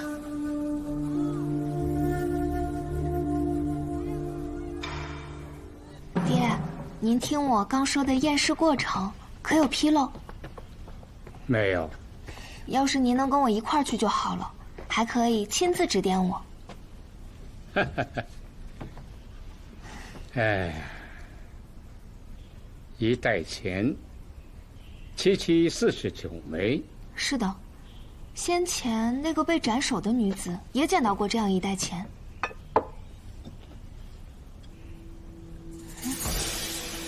哎，别动，我自己冲。这袋子里装的是马钱子。啊，马钱子？爹，您把这剧毒之物放这儿干嘛呀？虽说是剧毒，但适量用，它就是一味草药。它可消肿止痛、通络清血，更重要的是，它可解装毒之苦。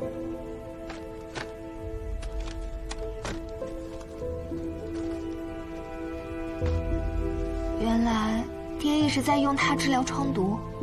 哎，只是为了缓解一下疼痛而已。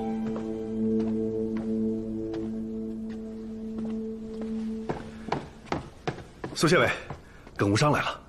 哦，苏县尉提携小女，连续2次验尸，已成仵作。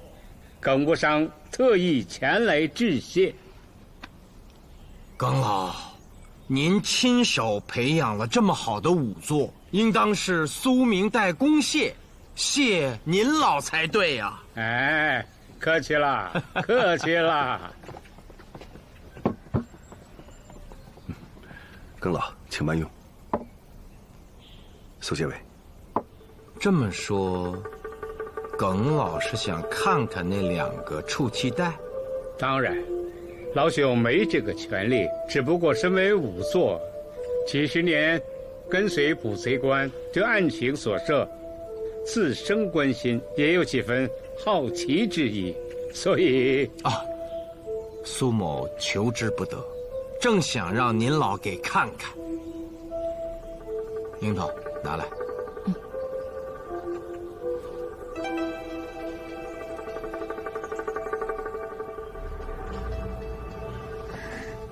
爹。7749，这是个极阴之术，正好镇压了死人的灵魂。杀人借命，并非前所未有。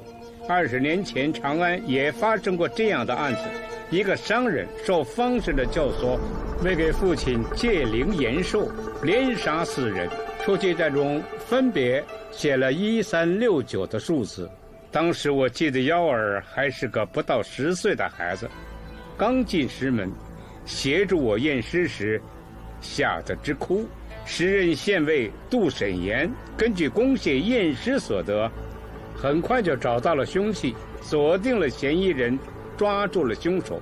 最终，凶手和那方士都被朝廷判了腰斩。这借寿邪术不过是权贵用金钱买命的把戏。现在发现了13，还会有69，那岂不是还会有2人遇害？这袋子里也有数字？有，就在我这儿。您老请看。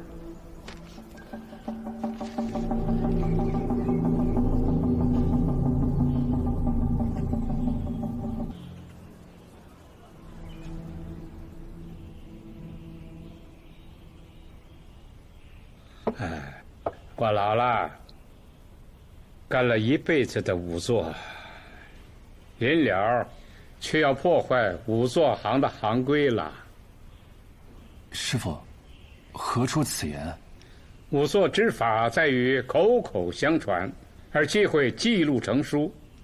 知道为什么吗？这个我听您说过，因为自古损伤尸体都是大忌，一旦成书，就会有人照着书去找尸体练习，便有了损伤尸体的可能，故仵作行不离文字，成千年行规。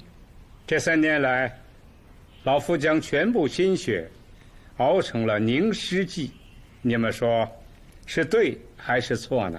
我以为是对的。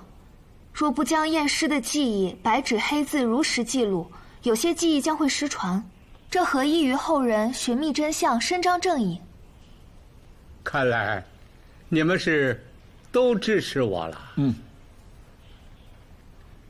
只是如今老夫遇到了难处。在我的构想中，这《凝尸记》全书20卷，10万言，如今已写到了最后一卷、最后一篇，却想不好该以什么内容为此书的收尾。幺儿啊，你给出出主意。我，徒儿哪有这本事啊？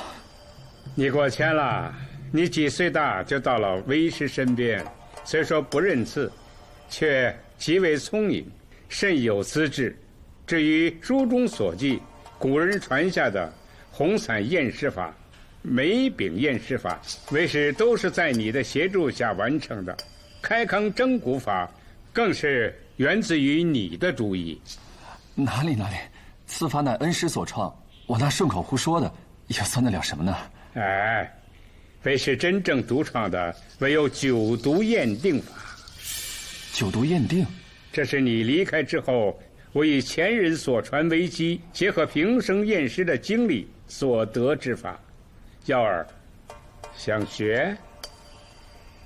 啊，我已退出仵作行了，师父所著的《凝尸记》，我便没有权利读了。不见得，若邀请你作为此书的合著人呢？啊，师父，你说什么？我今天让你来家里吃饭，就是想告诉你，我想将这部《凝尸记》署名为你我师徒合著。这怎么行？这是恩师的心血，我怎么能贪功？哎呀，二师兄，你就别推辞了，爹早有此意。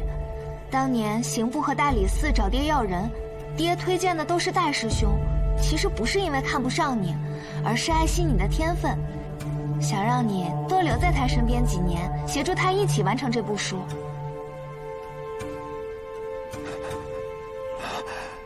如此，是徒儿错怪师父了。爹，我本想劝你重回仵作行，可近来听说你做炼容师做得很好，为师走在街上，也有人过来拜谢，是因为我的爱徒为他们故去的亲人炼容。我逐渐想通了一个道理：给逝者以美貌或庄严，和还逝者处亡之真相同样重要。故为师决定尊重你的选择，是否重回仵作行都不重要，也和与我共同署名著书人无关。你先起来吧，你不要急着做任何决定，毕竟仵作大赛报名截止于3日之后。倒是有件事需要现在办，我已经写好了，逐钟世载出师门书。之所以这样做，是为了不让即将面世的仵作之书蒙羞。你能理解吗？能理解。钟世载急功近利，表里不一，早就该将他逐出师门了。但按照仵作行的规矩，这份文书需要门下弟子一同签字。耀儿，你从小不识字，但为师听说你现在已经学会了。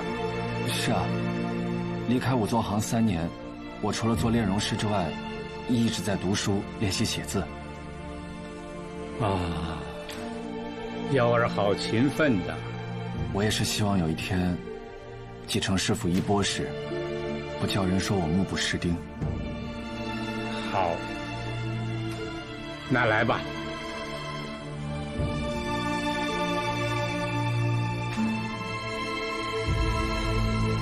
你看，为师已经落款，苏产也签了名字，就差你了。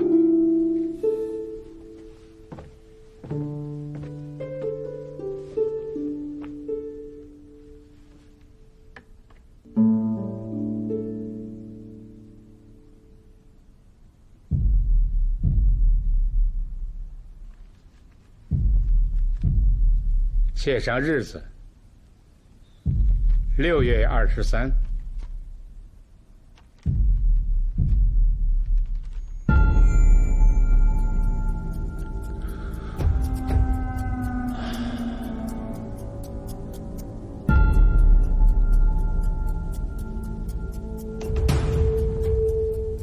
师父，您怎么了？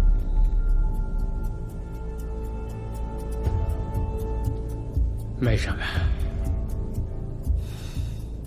我明白，毕竟大师兄跟随您多年，但师父不必难过，不是您无情，而是他钟世载自作孽不可活。我已经想好了这最后一篇写什么了，就写仵作为何不能杀人。师父，恕弟子直言，这没什么好写的吧？任何人都不可以杀人呢。您再想想，一定有比这更好的篇章，视作凝尸记的结尾。可为师这身体……您放心，您的手还有呢。你怎么知道？我虽然搬出去住了，但不是每隔3天都来探望您吗？其实，每隔3天，我也会去道观里为您求一次寿。早就得到了神灵的启示，说您的寿还长着呢。二师兄中孝道，苏禅不急。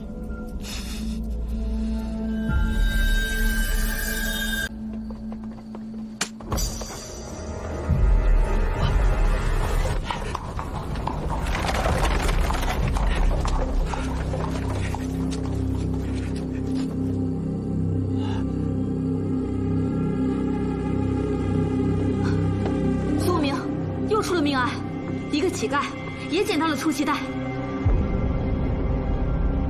教授仵作苏禅，仵作苏禅前来验尸，无关人等退后。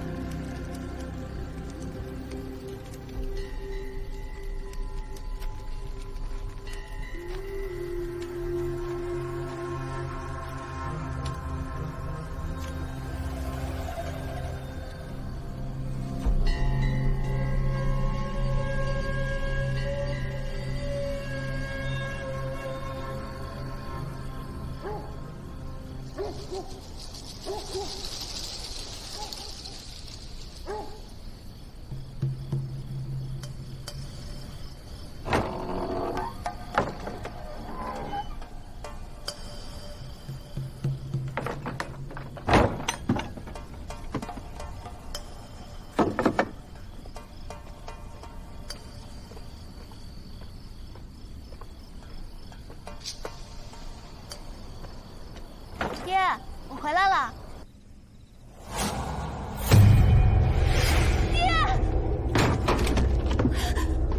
爹，苏明，你不是说想吃苏山吗？给你送过来了。快，随我去耿仵作家。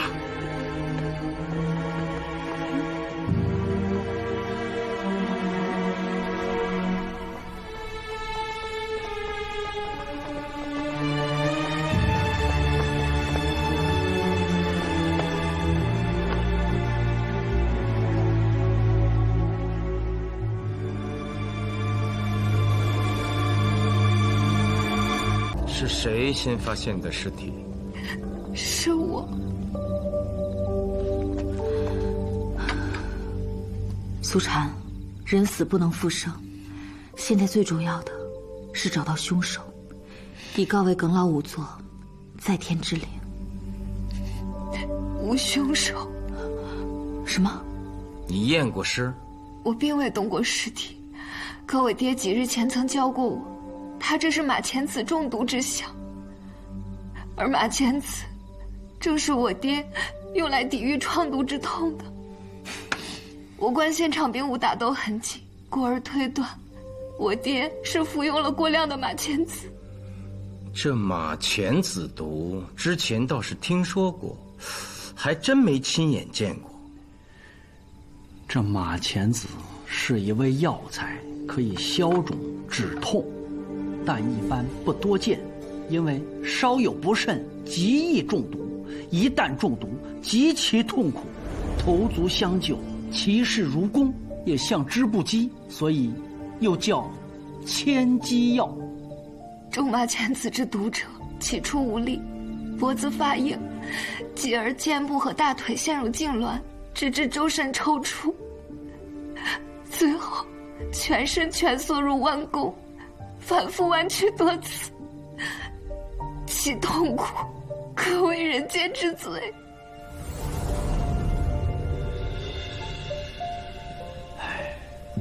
如此说来，耿老正是中了此毒。让我进去！让我进去！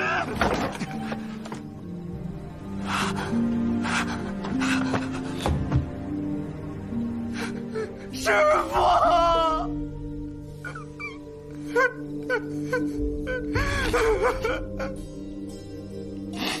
宋县尉，我师父怎么死的？可有验尸？尚未验尸，疑似过量服用马钱子导致中毒而亡。不可能！我师父懂医术，知道马钱子是剧毒，怎么可能过量服用？有没有可能是因为太疼了，所以不想活了？人在一瞬间失去了活下去的勇气，这也是有的。你胡说！我师父一生历经磨难，什么事情没遇见过？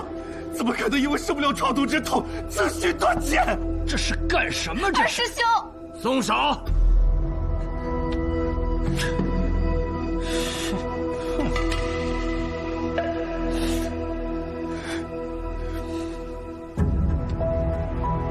苏县尉，请允许我阴阳为恩师验尸，找到真正的凶手。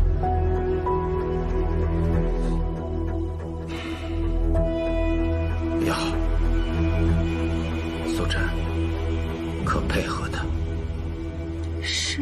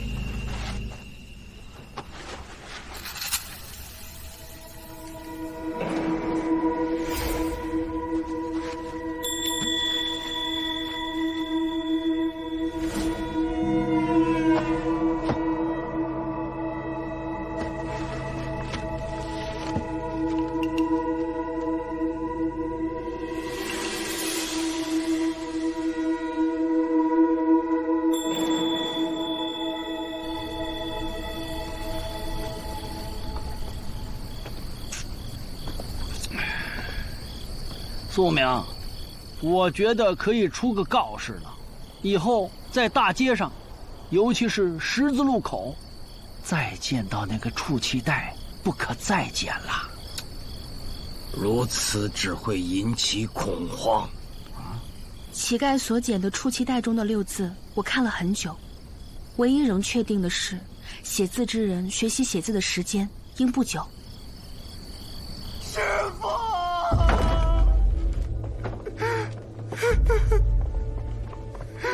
已验尸完毕，你要相信他师父是自尽的。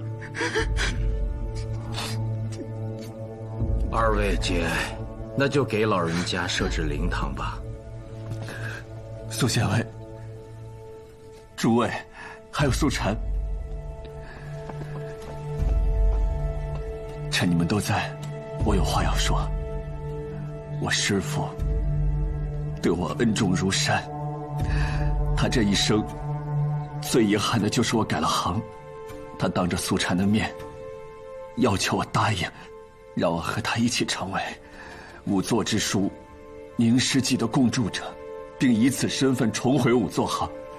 我当时并没有答应，现在想来，老人家这是以死相逼，是我害死了恩师。今日我当着恩师的在天之灵，请各位见证，我阴妖此后重新做一名仵作，一生不再改行，并报名参加即将到来的仵作大赛，誓拔头筹，让第一仵作的名号永驻我师门。好事啊！苏无名，虽说耿老突生变故，但阴妖重回仵作行是喜事，你不该高兴吗？耿老不是跟你说过，以阴妖的天分，定能成为最好的仵作吗？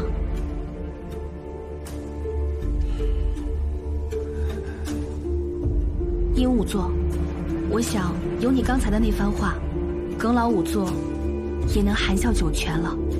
但当务之急是赶紧设置灵堂。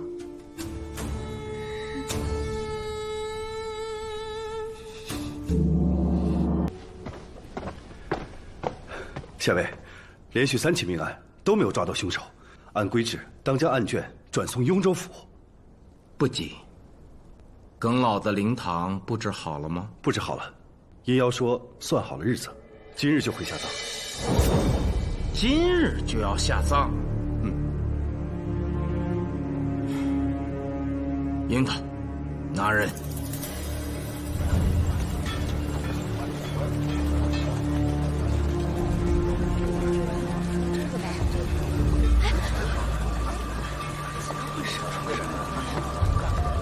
齐了！等一等，万年县尉苏明前来验尸，闲杂人等退后。苏县尉，师兄和我昨日已经验过尸了。耿老与你是至亲故，不符合规制。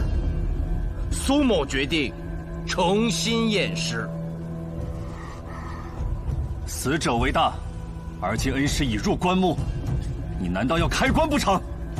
耿老做了一辈子仵作，为了探明案情，也没少开别人的棺吧？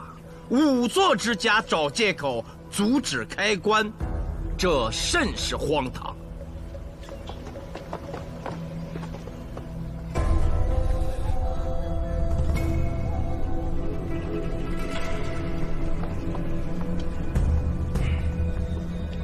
你们都先出去，我要先祭拜耿老。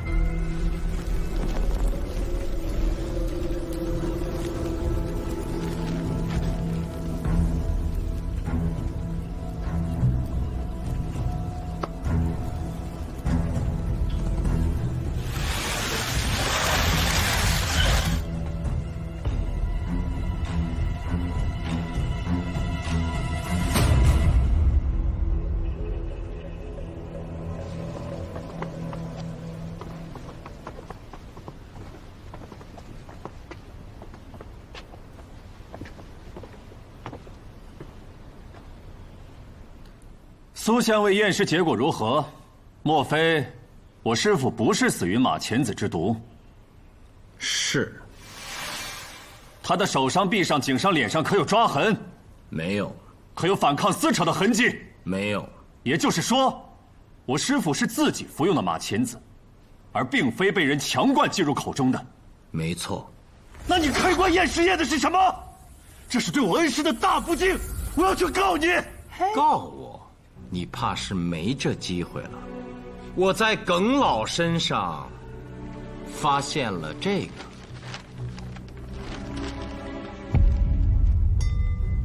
你很孝顺，耿老也很看重你，但当他发现你有可能是杀人凶手时，便将证据藏在自己的贴身之处，然后服马钱子自尽。他是想用他的绝望和死结束你的杀戮。你说什么？我听不懂。这儿有笔墨，你敢写出136三个字吗？什么意思？我为什么要写？也是。你现在有了警惕，即便写出来，也不会露破绽。这也是耿老的高明之处。写上日子，6月23。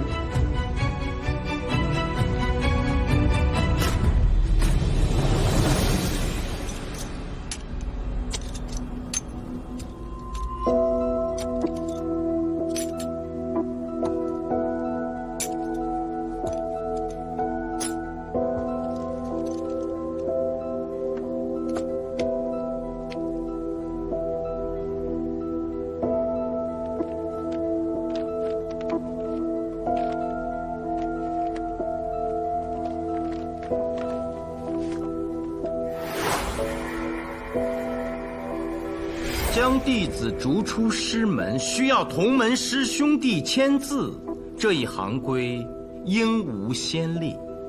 耿老就是要看看你的笔体。怎么可能？我师父就是个仵作。他虽是仵作，却先于本官推断出董月之死终是在逃不了干系。喜君，对照出气袋中的纸条，验着文书上的字迹。是。阴瑶，真的是你？为什么？究竟是一片孝心，还是怕我爹没命写不完宁诗记？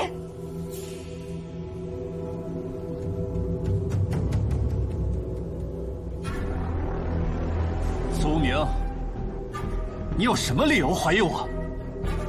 我是宁诗记的共筑者，我要将宁诗记献给朝廷，我要成为青史留名的第一仵作。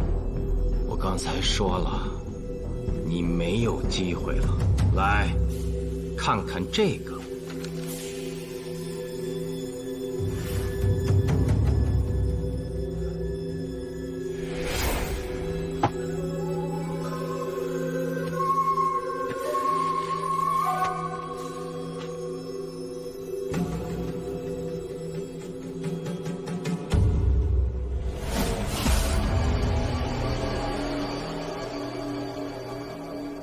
不可能！我离开这3年，我师父非常后悔。他让我一起署名仵作之书，就是在补偿我。那天他虽然说了一些恭维炼荣师的话，但我知道，他心里想的，就是让我重回仵作行，光耀师门。耿老已经为仵作之书的最后一卷、最后一篇确定了名字：仵作不可杀人论。单看这名字，我也很难理解。再看这纸条，我就明白了。耿老是在暗示，之所以不许你重归仵作行，是因为你杀了人。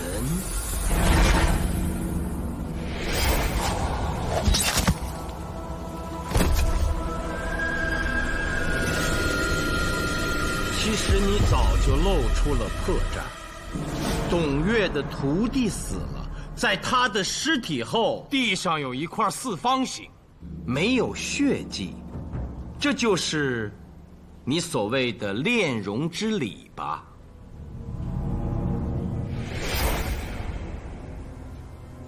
我来为董月炼荣，没人知道吧？没有，我知道师父和您师门不和，所以谢谢殷先生能来。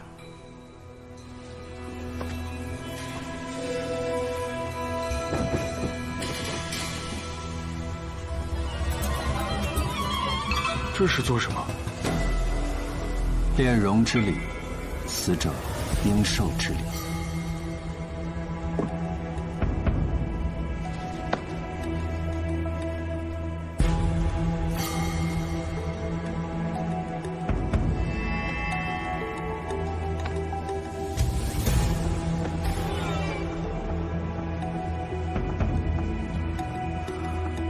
我能做些什么？站到我前面来，跟着我学。哦。面朝门外，为师父祈福。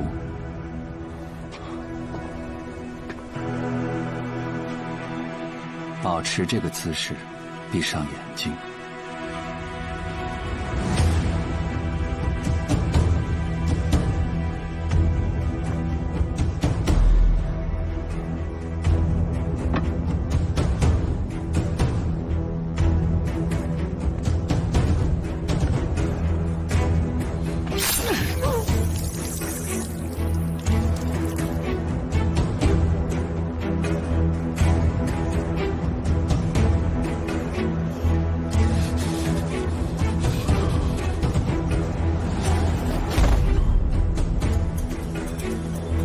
正值子时，应有更夫经过棺材铺，你担心被发现，故仓皇逃走，并没来得及擦拭地上的血迹，便留下了证据。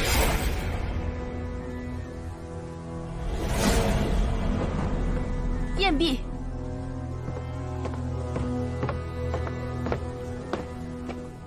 这文书中署名阴妖的字迹，与出期袋中字条的字迹，均出于同一个人。以耿老的智慧，我笃定他不会没有真凭实据就服毒自尽。故我开棺验尸，果然发现他将你没有防备之时留下的字迹藏在了自己的怀中。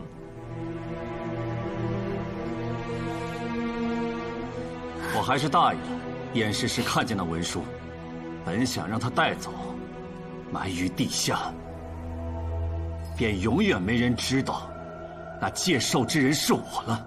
我以后写字也会改掉那该死的笔法。你做的这一切到底是为什么？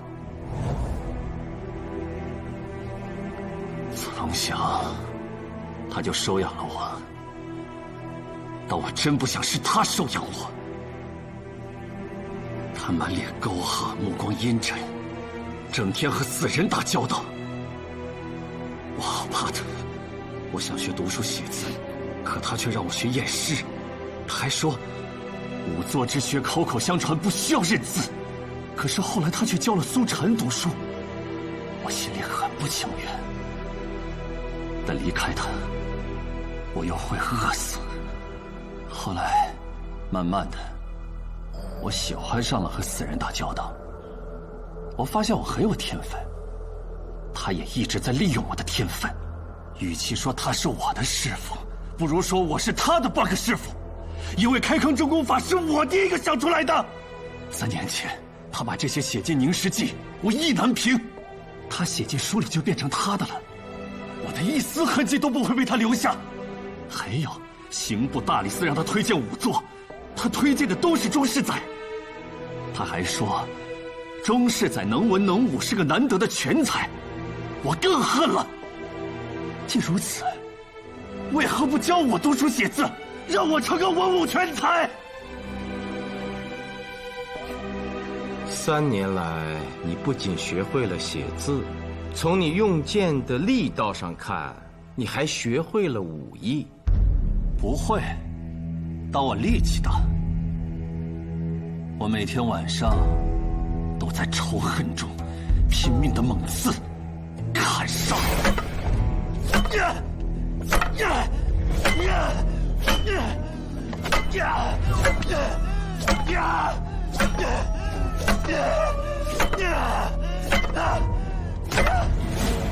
我也不傻，我改行就是为了让他心存愧疚。我了解他，他这一生最在意的就是师门传承。钟世在急功近利，早晚会出事。我就在等着这一天，到时候为了让我重回仵作行，他一定会有所表示，要么将仵作之书传给我，要么便让我拥有我本该得到的合诸人的署名。我等了3年，险些没等到这一天，因为他疮毒发作，随时可能丧命。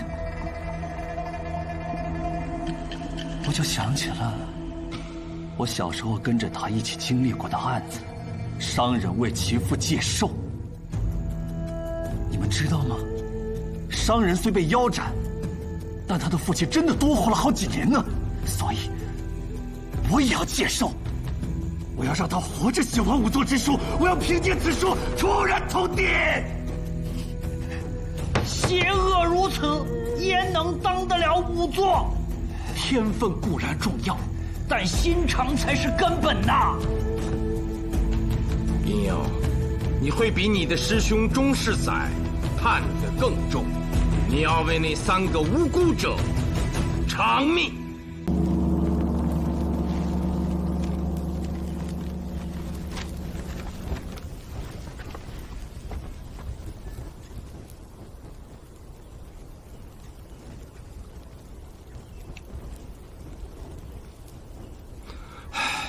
那天晚上，爹问过我。苏禅啊，由你代表师门参加仵作大赛，考官问你，仵作为何不能杀人？你将如何回答？仵作不可杀人，会有人说这是一句废话，因为任何人都不可以杀人，但这却是仵作的行规。原因之一，仵作见惯了尸体和凶杀现场，面对杀完人之后可怖的场景很是麻木。仵作还很了解凶器和杀人手段，故必须强调仵作不可杀人，否则会变成杀人恶魔。其二，若仵作杀人且又验尸，那真相将会被束之高阁。其三，仵作所为本就是还原真相、伸张正义，若仵作杀人，那人们将如何看待这一行？失去信任，人们将不再认为仵作与真相正义相关。故强调仵作不可杀人，这一行才可立于天地之间。说得好，说得好，爹就将你所说作为我这部《凝尸记》的尾篇。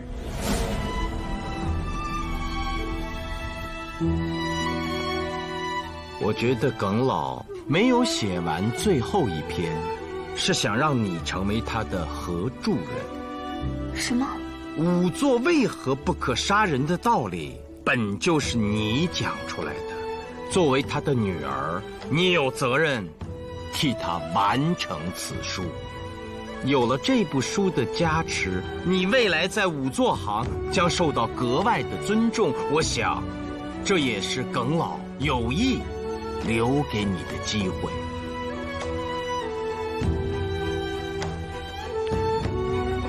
完成它吧，也许这部书会影响1000年，成为后世仵作入行的必读之物。